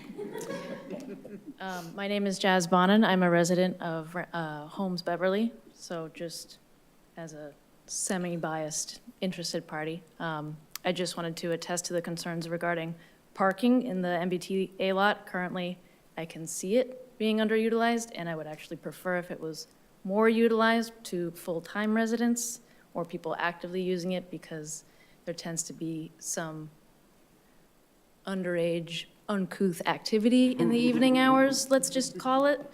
So seeing it occupied by more permanent, full-time residences would be preferred. And indeed, I can at least personally attest that it is very underutilized and not packed to the gills, so to speak. Could I ask you, do you park there? I do park there. My husband and I share a one-space unit, so we are a dual-income household with 1 car. So you're in and out of there fairly frequently? Fairly frequently, and I do prefer taking the train because for the past 8 years, I have been a commuter in and out of the city, so I would prefer parking in the MBTA, just for the ease of commuting. So that's it. Can I follow up? Please? That nefarious activity you refer to is in the garage, you mean? It's in the garage. 13, 14-year-olds have to do something between the hours of 9 and midnight, and they typically kind of occupy that doing nothing too unsavory, but they are, rowdy or doing, smoking cigarettes, et cetera. So to see that occupied by full-time, quiet, people going in and out of that space more frequently, as opposed to having it 30% occupied, for example, would be preferred from a personal point of view. Great. Anything else? For this, I was going to say for this witness, but she's not a witness. Sorry, litigation. Too much time in the courtroom. I know, exactly. Other members of the public who wish to be heard?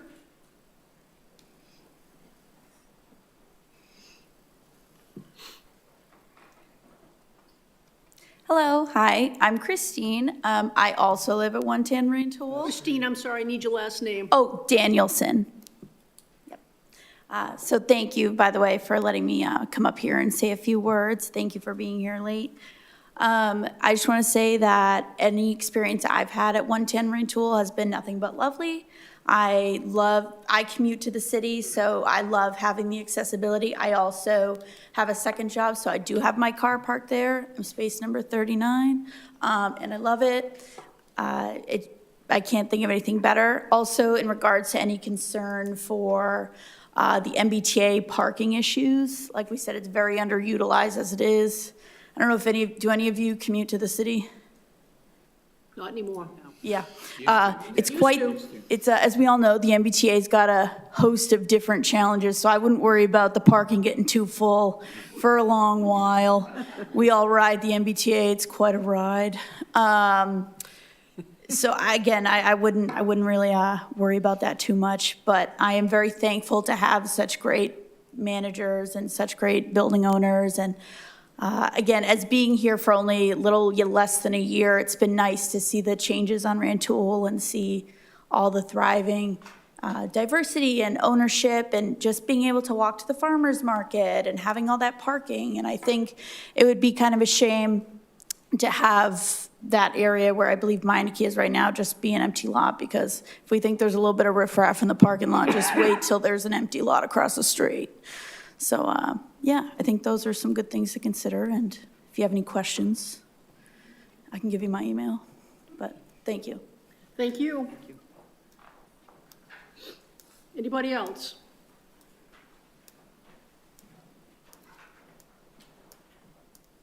Evening, Board. I'm Nathan English. I live at 190 Bridge Street in Salem. Sorry. Just like to say, so we've gone around the axle talking about parking, but what's the intent of what needs to happen? Housing. Just at a high level, shouldn't let subsidizing people's personal vehicles get in the way of providing more housing inventory, which is a problem. Also, I don't own a vehicle because I don't have to, because I live next to a train station. This proposed building will also be within walking distance to a train station that gives you access to the greater Boston area with a North American reasonable transit system. Further, alternative solutions, there are no blue bikes in Beverly. I currently utilize blue bikes to get to school in Cambridge, and that's a great solution. So there are alternatives. And I understand that there are requirements and rules for parking. However, a lot of those, I don't know the basis here, but a lot of minimum parking basis requirements are based in the 50s and are based on 1 or 2 data points and are not statistically significant. Furthermore, the data that was showed in the parking analysis, the percent daily occupancy, I'm assuming based on the data that was given, that was probably based on transactions. It doesn't necessarily count the number of time, the amount of time that 40% occupancy was for a day. So it could be a vehicle was there for an hour. That's assuming 40% occupancy, 40% of vehicles there all day, which I don't think is reasonable. So again, you already have an underutilized parking garage. You have walking access to the commuter rail. You also have a fresh produce grocery store that's within a half-mile distance to this location. So you have your anti-food desert in that regard. So there's a great opportunity to further increase the housing inventory in an already dense and geographically constricted area in New England. So I would just want to urge, obviously do your due diligence. A lot of good questions on that, especially about the ramps and everything. I learned a lot tonight. But to block more housing inventory based on something parking that doesn't house people, I think is challenging. And I would just urge you to try to remember the intent of what needs to happen, which is increasing inventory. A little bit of soapbox, thank you for indulging me. I'll take any questions if you have them. Thank you.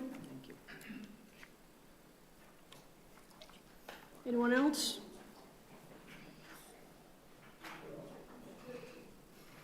Hello, my name is Sonia Ginsberg. I reside at 95 Rantoul Street in the Porter Mill building. I just wanted to add my voice to the chorus of support for this building. The vibrancy of Rantoul Street is very important to me as a resident, and so seeing additional housing I think could be really beneficial for Rantoul and for Beverly as a whole. Thank you. Thank you.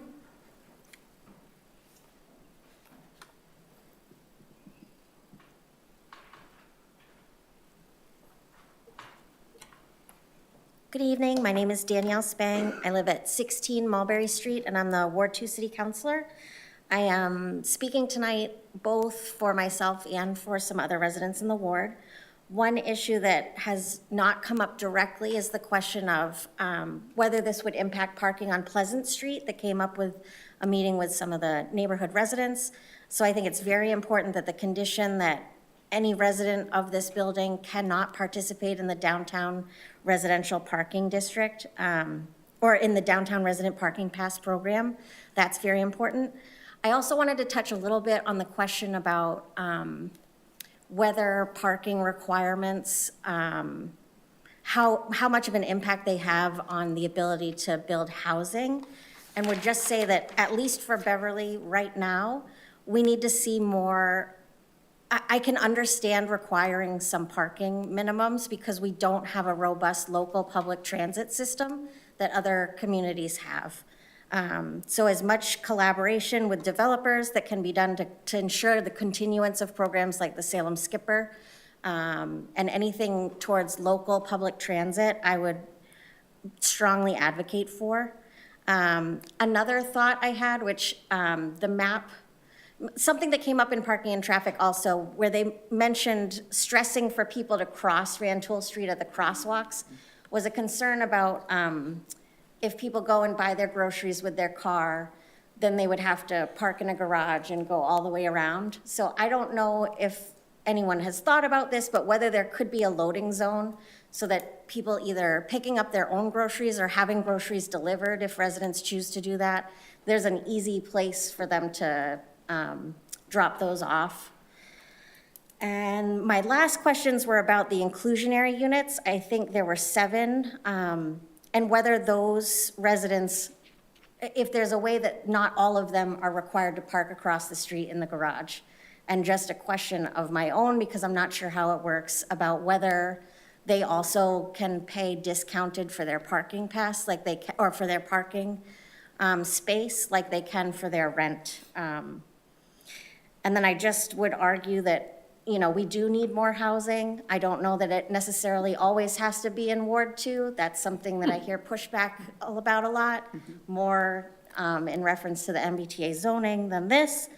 But I understand that, you know, these are market rate for the most part, but we do need to see an increase in the supply in our North Shore region so that rent prices don't keep skyrocketing. That is something that I hear from residents about a lot, is a concern about whether they're going to be able to stay and continue to afford to live in Beverly. So thank you all for your time and consideration. Thank you, Counselor. Anyone else from the public?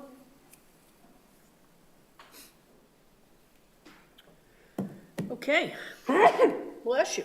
Excuse me. Any other questions from members of the board right now? Okay, what is the will of the board? I think my personal opinion is that we have a couple of issues that need some outside assistance. One is the whole, that issue regarding the number of spaces.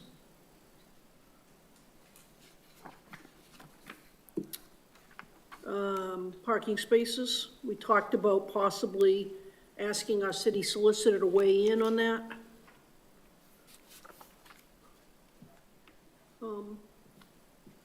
Other thoughts? Yes, Derek? Yeah, I mean, I don't think there's much of a discussion there because we seem to be at a bit of a loggerhead, you know, in terms of, is it 17, is it 13?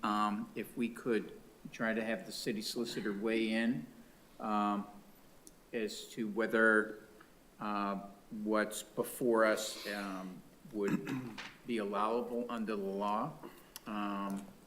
And to do that by the 29th, our meeting on the 29th, I think that would be a good target for us to be able to get that done speedily.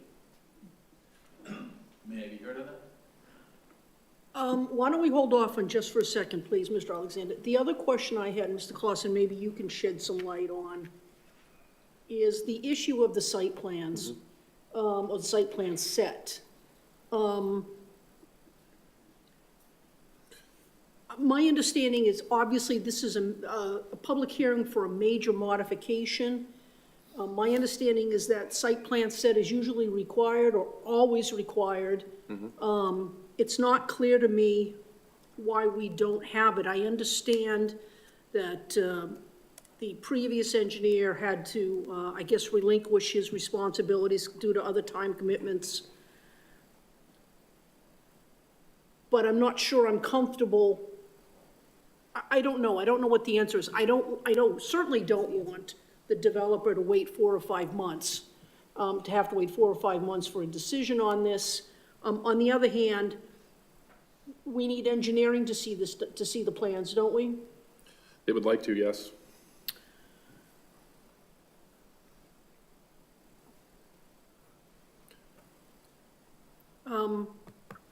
So I don't know if your site plans can be expedited.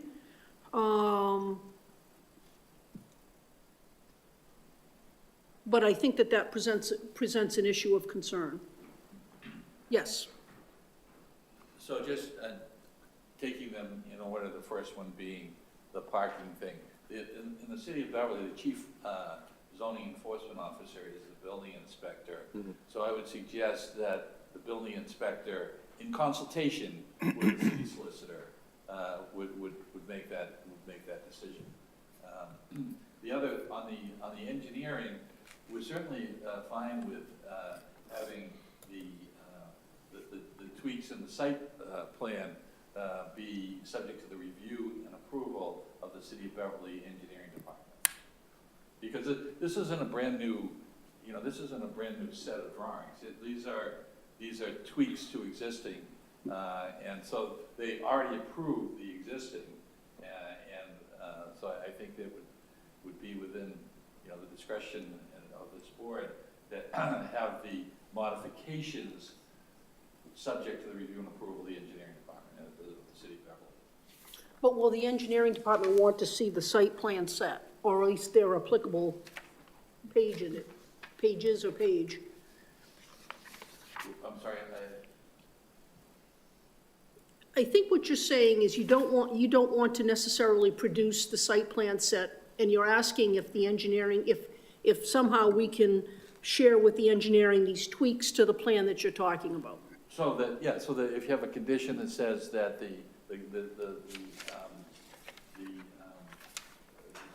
decision, it has as a condition the submission of stamped drawings that were set out, the changes to the existing plans as set out in the letter from Mr. Marr, and those would be subject to the review and approval of the engineering department, which would be communicated to the planning.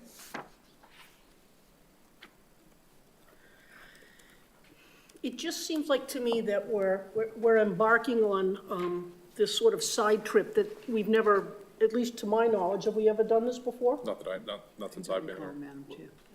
I would suggest that this is a unique situation. I do agree with you that if this was a brand new project that you had never looked at, this would not be done. But this is unusual in that it is not a brand new proposal. It is a modification of an existing one, and it's which is, I believe, I prefer to Mr. Meyer, but I believe that this is the changes, the modifications to what's already there, it's probably only going to be 10% change, or? Correct, 5 to 10%. 5 to 10% change of what's already been approved. Have we not previously deemed this modification to be a major modification? We have. Then it's a major modification. Yes, no question of that. We agree that it's a major modification. If it's a major modification, it's not a minor modification. It's not tweaking, it's a major modification. Well, not necessarily, but I mean, it's primarily, in our estimation, major because we're going for a special permit for the parking, not because of the design changes. Madam Chair? Derek, yes. Just in I'm not an engineer, but going from a 2-level garage to a 1-level garage, going from, 5-floor building to a 4-floor building, going from 8-foot ceilings that you don't need to be a basketball player to touch to 11-foot ceilings and with the change in the ramp, with the talk that I heard earlier about having, the idea of having all the sewerage, et cetera, come together in one area before going out to the city. I don't know, I personally would like to make sure that our engineering department has what they need to make sure before, and I understand it's a whole building permit thing, but we haven't done it before. It just seems to me that this isn't a surprise that the site plans were something that are required for a major modification, right? So I understand the time constraints and everything, I really do. But that being said, I think our duty isn't necessarily to you. I think our duty is to the city and making sure that our city, has a chance to look at the project and make sure that it's gonna work, so that you don't have to come back here again. So as a practical matter, first of all, it is unique in that it's a modification. But in the usual matter, you rely on your experts, the engineering department. We're in agreement with that. We're fine with that you have a condition that says this only goes if the engineering department signs off on the plans and says they're okay with it. Which is, and basically at the end of the day, that's really what happens when you a brand new project, is you rely significantly on the opinion of the engineering department. And typically, we have 20 or so different comments about everything to do with what is being proposed, and the engineer, from the engineer, saying, I think this is a concern, I think this will work, I think this is okay, we need to condition this and everything. And now, without the engineer having the ability of what he normally has, or she normally has, then you're asking us to do something that we haven't done. Well, I mean, I think just as an usual course, we always address the engineer's concerns. We always, they have a listing, we respond with what they're looking for, and that's what comes eventually to the board. And I think it will be just exactly the same thing. We don't get our building permit, we don't get to go forward without the engineering department reviewing and approving the project, and that piece going to the planning board for them to see that, just as you would ordinarily in a regular decision. I'm really concerned about voting to approve with that. First of all, I'm concerned about voting with that as a condition. There seems to be this increased desire to vote on matters and then condition everything, and then those conditions are determined later on as to whether or not they're met. To my thinking, there's a process here, and I'm mindful of the good that the developer wants to do. We all know that we need housing. We all know that. That's no surprise. And I think we would like to be able to move this project along, but I'm not personally comfortable right now with saying we can condition an approval and have have it on whether or not the engineering department approves it down the line. So if I may just give an analogy? Sure. Okay, so that any project that is approved is subject to getting a building permit.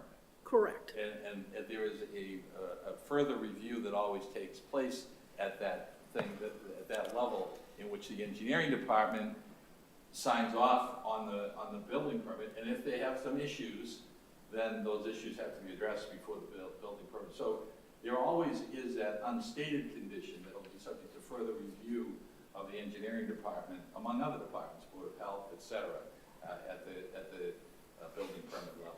But there's also a reason why we don't wait for the engineering department to review the project at the building permit time.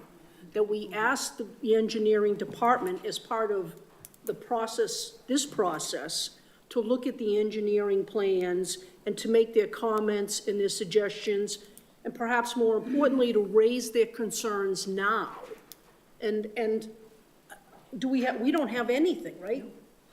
We have the architectural plan. No, I know that, but I Site plan, mean, this is what's been submitted as site plan.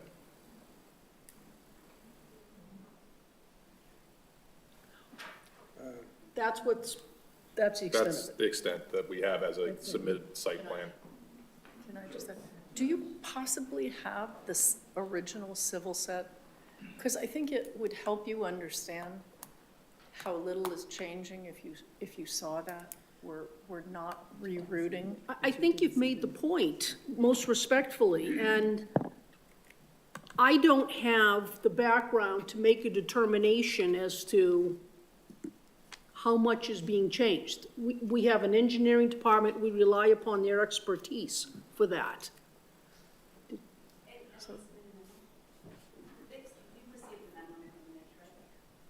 Correct. Yeah. So basically, you see the routing of this. Bill, if you just want, we're not changing the routing of any of the water. Yeah, can you just point to the lines in the drawing there? Here are the domestic water and agricultural lines coming into the building. Now, in the new modification, we are suggesting sliding these down and coming in, this way, rather than coming through a retail area. Because if something goes wrong, then they're gonna be out for days and so forth. So at least if we have closer on the outside of the building and coming into the building, right into the mechanical room where your fire pump might be, where your fire protection service and your water meter, backflow, and double check valves and so forth, would be in the mechanical room. We'd like to see that coming in together into that same room. Where they have the force main for the sewer from the garage floors. As you can see on top there, we've got two connections into the sewer manhole. One is the sewer line coming from the building directly into the manhole, and then one is the force main. And as I said before, I'd rather combine those, probably put those into a manhole up on top there, and then just have one line cut into Rantoul Street across the sidewalk. For the ease of working, because I'm sure the city doesn't want to have the sewer force main on the sewage into their pipe system. We'd rather handle that on our own property or pretty close to it in one single structure that we can help, control. And pretty much the drainage system would operate the same way as we have here. It's just minor tweaks is what we are talking about, as well as indicated in our memo, in which I had indicated to the board previously tonight.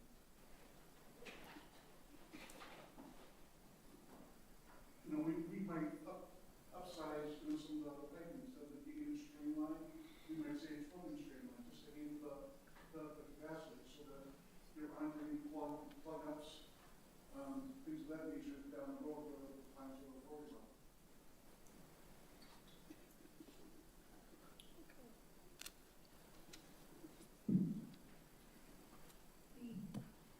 Madam Chair? Yes, Ms. Flannery, go ahead. Counselor, what would be the length of time to get that drawing to us?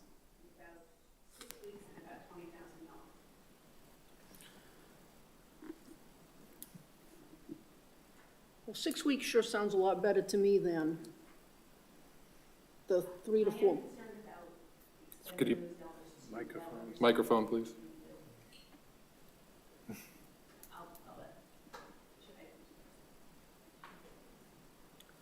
Here's the thing. The assistant planning director just showed me the regulations, the ordinance, which says that when a modification is deemed to be major, that it follows basically the same rules as if this was a new project being presented to the board for the first time. My understanding is that Mr. Clausen informed you all on, I guess, back in August, that the site plan set was going to be needed, and it hasn't been provided. I understand the expense of it.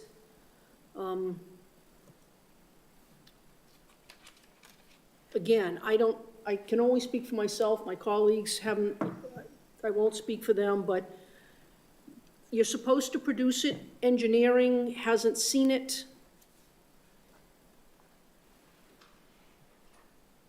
May I just also address the fact that these are 25% schematic drawings.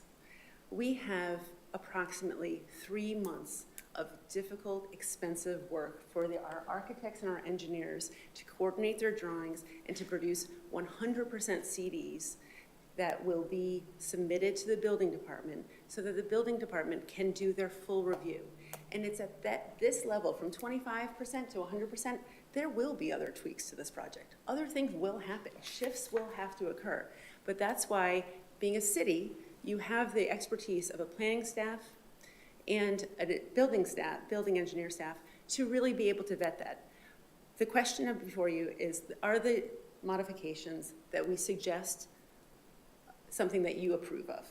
And if they do, then we are going to, from tomorrow, engage a niche to draw those as fast as we can, because our goal is to get under construction in the spring.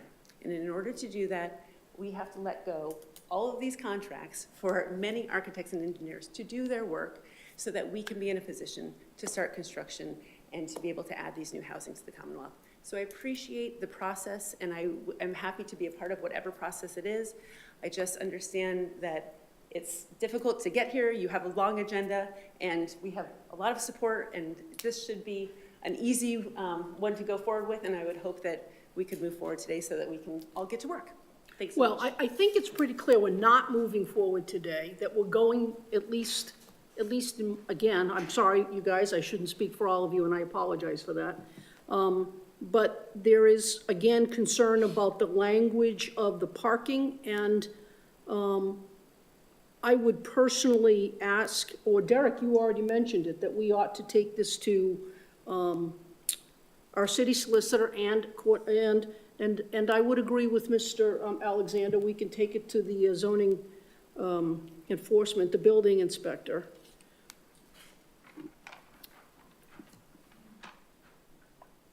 And in general, having been a developer, I think Chris too, I am used to having long conditions that you have put on, the parking traffic commission and the planning board, and I think we've shown in good faith that we have abided by all of those conditions. We continue to, and again, I'm not a fly-by-night developer. I own the building across the street. I own the restaurant and the retail.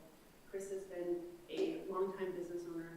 We are just hoping to keep on track and get going with this. I understand the process, but it does seem you as a board have a lot of important things ahead of you.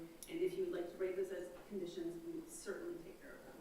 And I know my good attorney will make sure to make the city solicitor very happy. And I appreciate that, and I understand your desire to move this process along, but we have a process too. Sure. And feel strongly that when all possible, it should be followed.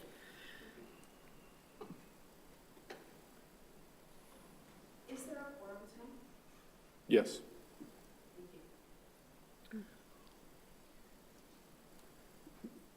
Here's what I would suggest.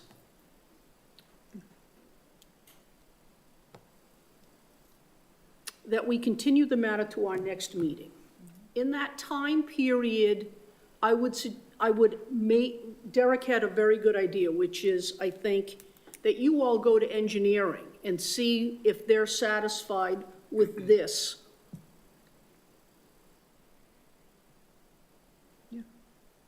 That's absolutely our intent. We are going to be going through a design process for the next 3 months, and we're going to be iteratively working with the engineer to address all the issues. Is that generally your place in charge? When you guys want me to submit? Are you okay with that? No. When are you ready? As soon as possible, so that we can get moving. But, you know, so nice, I understand, I just don't know if we're going to be able to change the conditions. And I expect you to put on as many conditions as you like, and we will set things going forward. Well, first of all, we're not trying to delay the process. We're looking to continue this to get the, sort of the, I think the two issues that have come to us that appear to be at the forefront. One is the parking issue, which I do think is obviously very important, and secondly, frankly, the engineering is too. We're trying to work with you, and I think going to engineering and getting something back from them as to whether or not these plans are sufficient to meet their needs, to give us an opinion in that time period until our next meeting. And if you needed to go to our November meeting, we're fine with that as well. In the meantime, we will see if we can get something from the city solicitor and do it that way.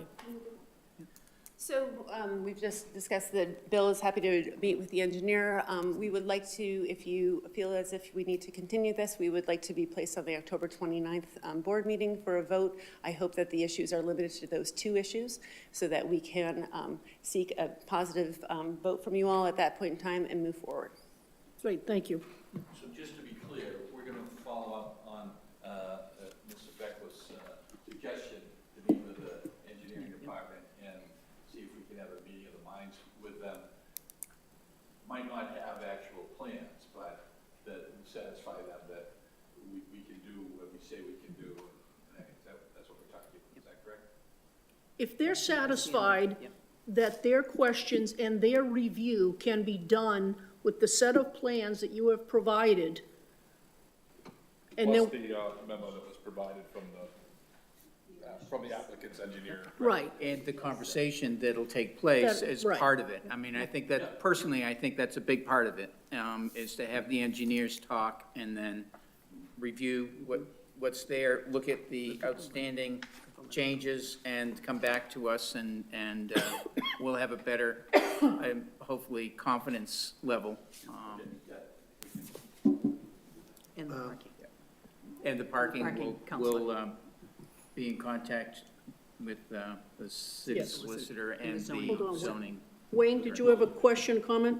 Yeah, I just don't want to see any further roadblocks occur at that October 29th meeting. I just wanted to take a look at Mr. Grimes' 3 requests and see if these would be something that the applicant would be agreeable to or would like to comment on before that time.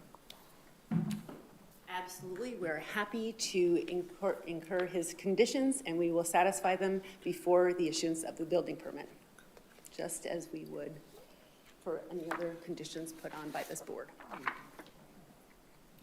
There's been no discussion as of yet, other than Councilor Spang's comments about the inclusionary housing portion. Would you be floating the units? Would the units be assigned? Would they evenly distributed through the building? Practice of the city to assign them or to float them. It's not the current, it's not the city's decision. It generally depends on the financing source. At Homes Beverly, we did have funds from Mass Housing that required those to be assigned to specific units. This is not going to be using any public subsidies. These 7 units will be paid for by the market rate units there. I prefer to have them assigned, and then it makes it easier overall. And the question that Councilor Spang had raised about a reduced parking rate for the inclusionary units, is that something that's possible? The MBTA is always looking for ways to reduce fares for low-income and affordable pieces. We will talk to them about that and hopefully make that happen. I would anticipate, again, we should have enough parking for the actual needs within our building, and I anticipate those affordable units could probably park and be assigned within the actual footprint of the building. And one last question regarding you said it was $155 for a parking space? Currently, yes. Is what we that charge. in your building as well, or just for the parking spaces in the garage? Do you charge for inside the same price in your building as you would for a space that's inside the garage? At Homes Beverly, because it was part of the special permit process, we did not have owning parking within our own building. We relied on and continue to rely on the parking garage at the MBTA as the original intent of that parking garage. So, Did you get the so- answer? I didn't get an answer, so- I'm sorry. So- So the answer is that all of the parking for the homes Is in the parking Okay, garage. I'm not asking about the homes, I'm Oh, I'm asking sorry. about this building. Oh, yeah. The proposed building. Yeah, it would probably be the same. I Okay. mean, Yeah. That's the Absolutely. It question. may even be less Okay. to park, it probably So is it's going to be good- less to you park in the charge- parking you're- garage. You're charging for the spaces in your person, in the garage that will go in the new building as well as? Yes. Okay, so Yes, that's the there's, question. yes. Okay, yes. Wayne? Just a brief comment. I mentioned last night at the joint meeting that the MBTA zoning change, I feel, is consistent with our master plan and with our climate action plan. And the transit-oriented development that we have encouraged and worked on in our city appears to be working. We have heard from people who have lifestyles that are consistent with transit-oriented development. The very idea of it. And this plan, too, seems to be very much consistent with the goals of the transit-oriented development idea and with our master plan and with our climate action plan. And so congratulations on that. Madam Yes. Chair, did we close the hearing on this? We have not. Nope. Should we, what's the? Continue it to the 29th? Continue until the 29th, the public hearing, or do we close the hearing and continue the matter to the 29th? No, let's continue the public hearing to the 29th in case there are issues or whatever arise, with the anticipation that it'll close, that it obviously will close that night. I shouldn't say obviously, but May I ask, because you're continuing the public hearing, am I going to be required to engage our consultants to come next time? Thank you. Madam Chair, would you like a motion? No.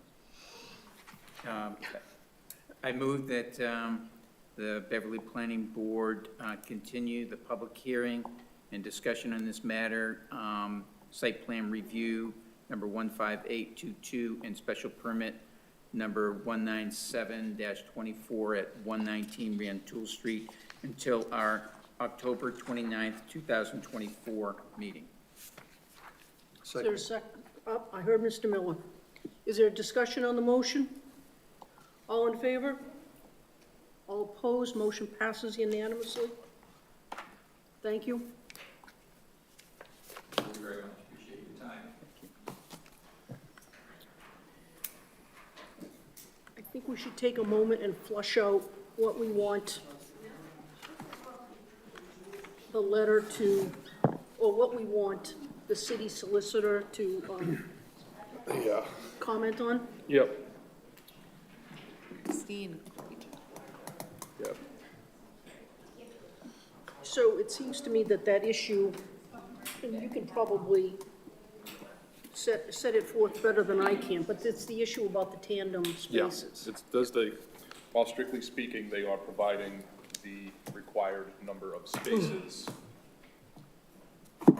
Because a tandem space can only be assigned to a two-bedroom, a one unit. Yeah.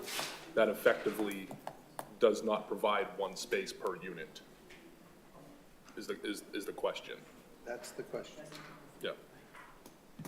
And the Beverly, and our ordinance doesn't establish how many cars a tandem spot, how many parking places a tandem spot covers? We haven't had that before. I thought we had that in a couple of places where there were tandem spots. Yeah, they have to be assigned to one unit but they count as two, they generally count as separate spaces. I think the issue is that in most of the city, a two-bedroom unit would require 2 units, but because this is in the overlay district, that unit only requires 1. So even though 2 cars could physically fit there, can they satisfy the requirement that 2 separate units be provided with a parking spot is the question. And the answer is? And separate we don't know. unit, parking for separate units, use the tandem. No. No. Well, the question, the question is the number of spots that have to be provided a question of aggregate number or a question of physically providing that number for each unit. Okay. 39 spots are required. And so. Yeah, 52 spots are required. Well, Yeah. inside the building, they're saying, that's Yeah. right, 39. Does Yeah. this count as 39, or does this count? Because those 39 spots could only satisfy the parking needs of 35 35. units per that other section regarding piggyback tandem spots, whatever you want to call them. And then the other question is whether or not, well, maybe it's not a question, the special permit is the max is at 13. Yeah. And so, going to 17, while it means something else, it's a paper problem. We're not asking you. It's a paper for problem. 17, we're offering that as an additional amenity to satisfy your concern that was raised. Yeah. Yeah. Well, So the special permit is just for the 13. 13. Understood, but then that may fall short, so what do we do? In terms of, if the 4 don't count, Right, Well, I guess first of all, we'll cross-check. we'll find out, okay. You're comfortable with all that and being able to? yeah, And we should probably also send that to the building inspector yeah, as well. absolutely. Yeah, he's Okay. the zoning officer. He And should ask him- absolutely be Ask him included to on it. weigh in on it. Would you Yeah. let them know, please, if they could get back to us before the 29th? That would be very helpful. Of course. Additionally, the same type of request from the planning board to the engineering department, saying that this is a time-sensitive matter. Yep, blah, blah, absolutely. blah. Okay. Great. That's going to be up to the applicant's engineer or applicant to schedule a time with the engineer in order to, yeah, okay. So hopefully that means it's a matter of days that we're looking at. These are all the things we've been doing. Mhm. So we appreciate you taking the time to process this as you see fit, and we appreciate your questions, and I think you've all made it a better project, so we look forward to getting going. Thank you. Thank you. Okay, could I have a motion to return to our meeting? Seconded by Miller, all in favor? All right, we're back.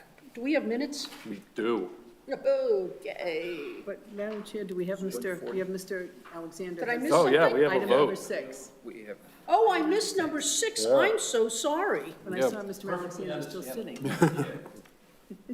Wow, okay. we're- Well, let's turn our attention, if we could, then to agenda item number 6, minor modification request of site plan number 113-114 and special permit 139-14 for 140 Brimble Avenue. Request to allow all referenced uses in the IR overlay district in section 300-42C subsection 2 be allowed except for residential dwelling.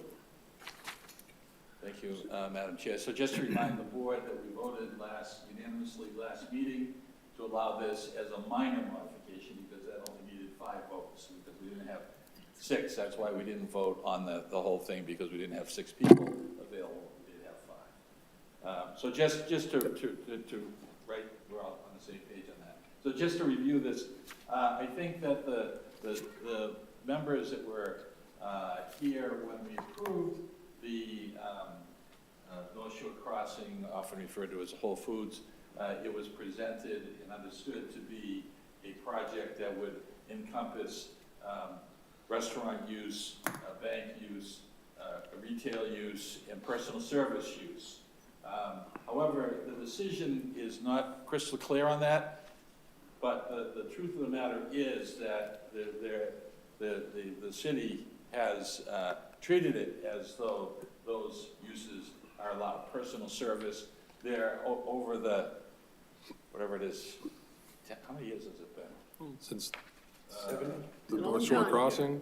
2015, so over the 9 years, there have been numerous establishments that have gone in there that are personal services. Presently, there is the nail salon, there's the Mathnasium Learning Center, there's, and there's also another use that's that is done there is there's a gym fitness place, Praxis, and there is a dentist there, So, there's Wagon Wash, which is also a personal service. So anyways, and the building inspector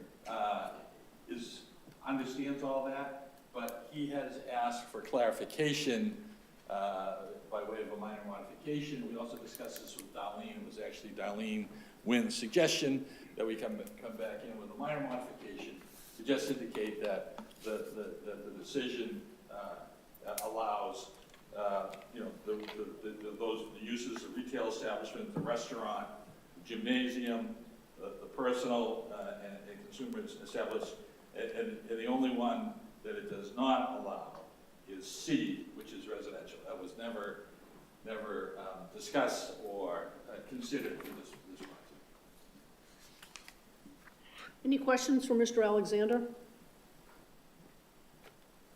Okay, I welcome a motion on this, please. Do we need to include findings in that? Probably, since it's the modification of a special permit. Thank you for that.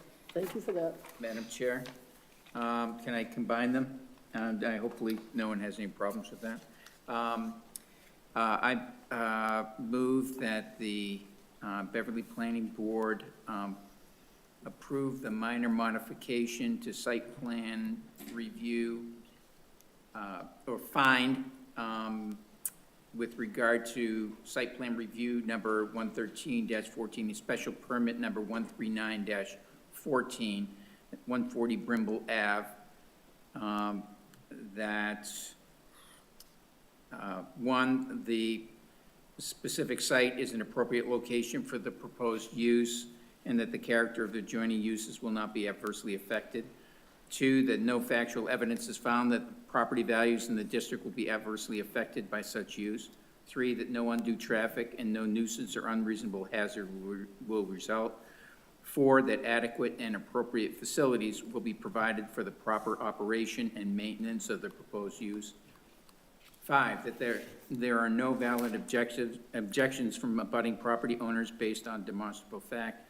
And six, that adequate and appropriate city services are or will be available for the proposed use. And further, that we approve the proposed minor modification.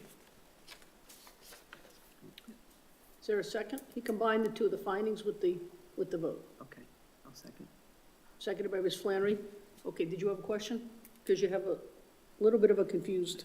Well, I thought it was the special permit, because didn't we approve the minor modification? His motion said both the site plan. Oh, I should just say the special permit? The special permit. Both of them together were he referenced, but. Yes. Okay, then, All right, no, Because we only voted so far, just said it wasn't. Which a minor modification, We right. didn't vote on the actual, Yeah. you know. We are, So we're already did the granting minor. site plan approval with the minor modification as well as as well as the special, with the special permit. And And I'll to, second and that. to clarify that the modification is for the decision. Right. Yeah. Thank you, Mr. And that's what you Clausen. meant, right? Yes, that's right, the modification is for the That's my decision. question. Okay. That's right. second, thank you, Madam Chair. There's a second. Is there any discussion? What, I still thought this took two votes. Don't we? He combined do the them. his- He just combined them. Have we done that before? I We've don't done know. that before. Okay. Yep. Any further questions, comments? All in favor? All opposed? Don't flip it. Yeah, you do need one. Yeah, every once in a while. Motion passes unanimously. Finally, well, it took two meetings, though, for that easy one. Yeah, Wasn't visible. okay, sorry. Yep.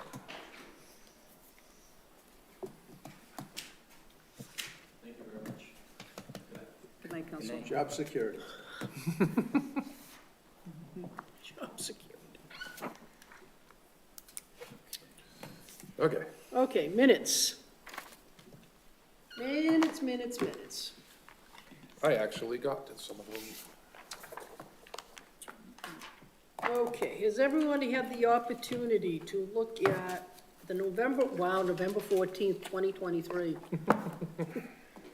Are there any changes, additions, deletions, et cetera, that need to be taken into account? Madam Chair, would you like me to just speak to what I did in each set, whether it be Scribner's or? Sure, that would be fabulous. In November, I highlighted for you Mr. Beckwith and Mr. Clausen in red what the changes were. Okay. The one key is in November, Mr. Riccarelli's name is right when first mentioned. I And see then- it, yeah. Yep. Do you see it, Ken? Thank you. And then on page 3, paragraph number 5, it says to delete wait, hold on a second. It says delete per. Per floor. Per floor. Oh, yeah. There's not 3 common rooms on each floor. What's it? Yeah, it's just 3 comments. Yeah. You good, okay with that? That's November, December. I tell you what, Ellen, let's vote on. let's do these individually, okay? Yeah, sure, whatever you All want. right, so, You do what you want. I would welcome a motion on this, please. Madam Chair? Yes. I move that we approve the minutes of the Beverly Planning Board meeting on November 14th, 2023, as amended. Is there a second, please? Seconded by Mr. Gomes. All in favor? All opposed? Motion passes unanimously. 1 down. Next, Ms. Flannery. December on page 3, Madam Chair, it was just, in the first paragraph, I just probably, it was more of a point of clarification. Yep. On what page? Page 3? Page 3. Yeah. First paragraph, which starts at the end of page 2, Ellen. Yep. And I'm just looking for if the parking modification, if it should be just modification or parking modifications, based upon what's stated in the paragraph. Pretty sure that is parking modifications. That's Dunham Ridge, correct? Yes, that's Yeah. what I wanted to ask Yep. Mr. Clausen, if it was all-inclusive or just, because you mentioned multiple things. Yep, So that's fine? yep. Okay, Yep. and then on that Scrivener's. same paragraph, it's changed Scrivener's, to yep. to commission. Yep. And then on page 4, Yep. under Yep. the motion, if you'd add the verbiage for the motion. You follow me? And then on page 5, adding site plan beside OSRD. Yep. All right. God bless you, Ms. Flannery. All right. I'd welcome a motion on these December 2023 minutes. Madam Chair, I move Yes. that the Beverly Planning Board approve the minutes of its meeting on December 19th, 2023, as amended. Is there a second? Seconded by Nate. Mr. Lewis, I'm sorry. All in favor? All opposed? Motion passes unanimously. Okay, January 17th, 2024 minutes. Has everyone had the opportunity to review? Yes. Are there any additions, deletions, Scrivener's errors? In January, yes, Madam Chair. All righty, take it away. You've seen page 1. On Yep. page 6? 6, if you'd add the verbiage. Mm-hmm. And on page 7, Yep. you'd add the verbiage. Okay, In both cases. that's awesome. I'd welcome a motion on this, please. Madam Chair, I move Yes. that the Planning Board approve its meeting minutes for January 17th, 2024, as amended. Is there a second, please?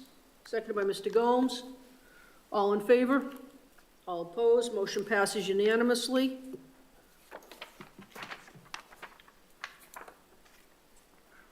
Next are the minutes for May 2024. May 21, 2024.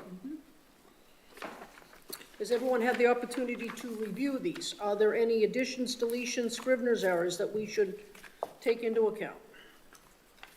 I have just one point, Madam Chair. Yes. Page 1, as noted from Mr. Clausen, but Yep. on page 6, it was more of a point of clarification. If the letters were dated May 25, 2023, and April 24, Yeah. 2024. If there's 2 different letters or There's just 2 different confirmation. letters, but one wouldn't be from 2023. That's was my question. Yep. Ken, thank you. Yep. Okay. All right, thank you, Ms. Flannery, for this. I would welcome a motion on this. Hold on, we please. got one more. Oh, I'm so sorry. Should you wish it, Madam Chair. Well, we haven't voted on this. she, I think Oh, I'm she sorry. voted. Yeah, I got it. Madam Chair, I Yes. move that the planning board approve its minutes from the May 21st, 2024 meeting as amended. Is there a second, please? Seconded by Mr. Gomes. All in favor? All opposed? Motion passes unanimously. Okay, we have before us the minutes from our September 17th meeting. Oh, okay. Has everyone had the opportunity to review these? And are there any changes, deletions, scrivener's errors? Mr. Clausen, I look at these as the majority being Scrivener's. That's correct. I will point out that supermajority is one word. Oh, it is. Thank you. That's it. All right, given that, Madam Chair, yes. I move that the planning board approve its minutes for the meeting of September 17th, 2024 as amended. Is there a second, please? Seconded by Mr. Gomes. All in favor? All opposed? Motion passes. How quickly time flies. I think we know. just went through 5 months. Ms. Flannery, thank you so much for your diligence in that. Is there any new business, Mr. Clausen? Just some upcoming things that I've heard that might be coming in. 40 Dunham's gonna be on the next agenda to extend the special permit for another 2 years. What is it? 40 Dunham wants to extend their special permit 40 expires. 40 Dunham Ridge, Dunham? Is that the one that's the housing? 160, yeah, the 100, Oh, okay. yep, so their special permit expires on November 4th. They're gonna be looking to extend that an extra 2 years. Okay, 50 Balch went to the Parking and Traffic Commission for a modification, and they think they went to the ZBA for a modification, so they'll be coming back for a modification for us Okay, at some point, but, that's the senior housing there, yeah, okay. what they call senior housing? yeah. All right. And our first OSRD in a long time came in. So October has those, it has the OSRD. Yep, What else? It has this matter, yep. 119 Rantoul. So Oh, far, it'll have the, Dunham and that's just a that's an extension of the special period. 14 Greenwood? 14 14 Greenwood. Greenwood, 14 that's the one I was Greenwood. thinking of. Yep. 14 Greenwood? So 14 Greenwood? Yep, Glad someone's paying attention back there. Okay, so that sounds like enough. that's gonna be a busy night, folks, What do we have, so. Madam Chair? 14 Greenwood, what? 14 Greenwood, 119 Rantoul, of the OSRD project, 40 Dunham, which should be fairly quick, I would Yeah. think. 50 Bald Street, We don't know if that's when that's coming. But this okay, we don't It's know, just out there, okay. yeah. These are all the 29th of October? Yeah, Is OSRD, is that the last one we did, Thaxton Heights? Thaxton was the last one, yeah. That was and- first, like 6 years that was ago. like one of the very first 2018. ones I. One Yeah, of that the was Gro- number 11-18, we're now up Was to that number Grover Street? 12-24. That was the one off of Grover Street, am I Correct. correct? Yeah. Madam Yeah. Chair? So the process, this isn't it's not technically a public hearing, right. it's a public comment period where we discuss the plans and look at their yield plan, see how many lots they can make. Remember that? They have submitted, remember that, yeah, I they've do. submitted their 3 concepts, we look over their concepts, we talk about them and hopefully pick a preferred plan. Yeah. We went out to, we did a site visit. Yeah, this for doesn't have Thaxton. to be resolved in one night. It generally It's, does, No. especially the Concom is supposed to provide comment. Yes. We have asked our conservation agent to add it to their agenda. so they'll provide us with the yield plan, which is the number of lots they would be allowed if, Under a traditional under a subdivision. traditional subdivision with no waivers or Correct. anything. Yep. Then they'll show us 3 concept plans, Yep. which we will look at that night. Do we have to reach a preferred plan that night? No. No. Then we make a determination as to what our preferred plan is out of the 3, and then we move forward generally from there. There's a process for the preferred plan. Yep. What's the address? 184 to 186 Hart Street. Yeah. I've driven by it. Okay, and keep in mind that what we're trying to do is keep the November meeting to the extent we can for Trask Lane. So that's why this, Yeah. this meeting may be the 29th, 29th of October.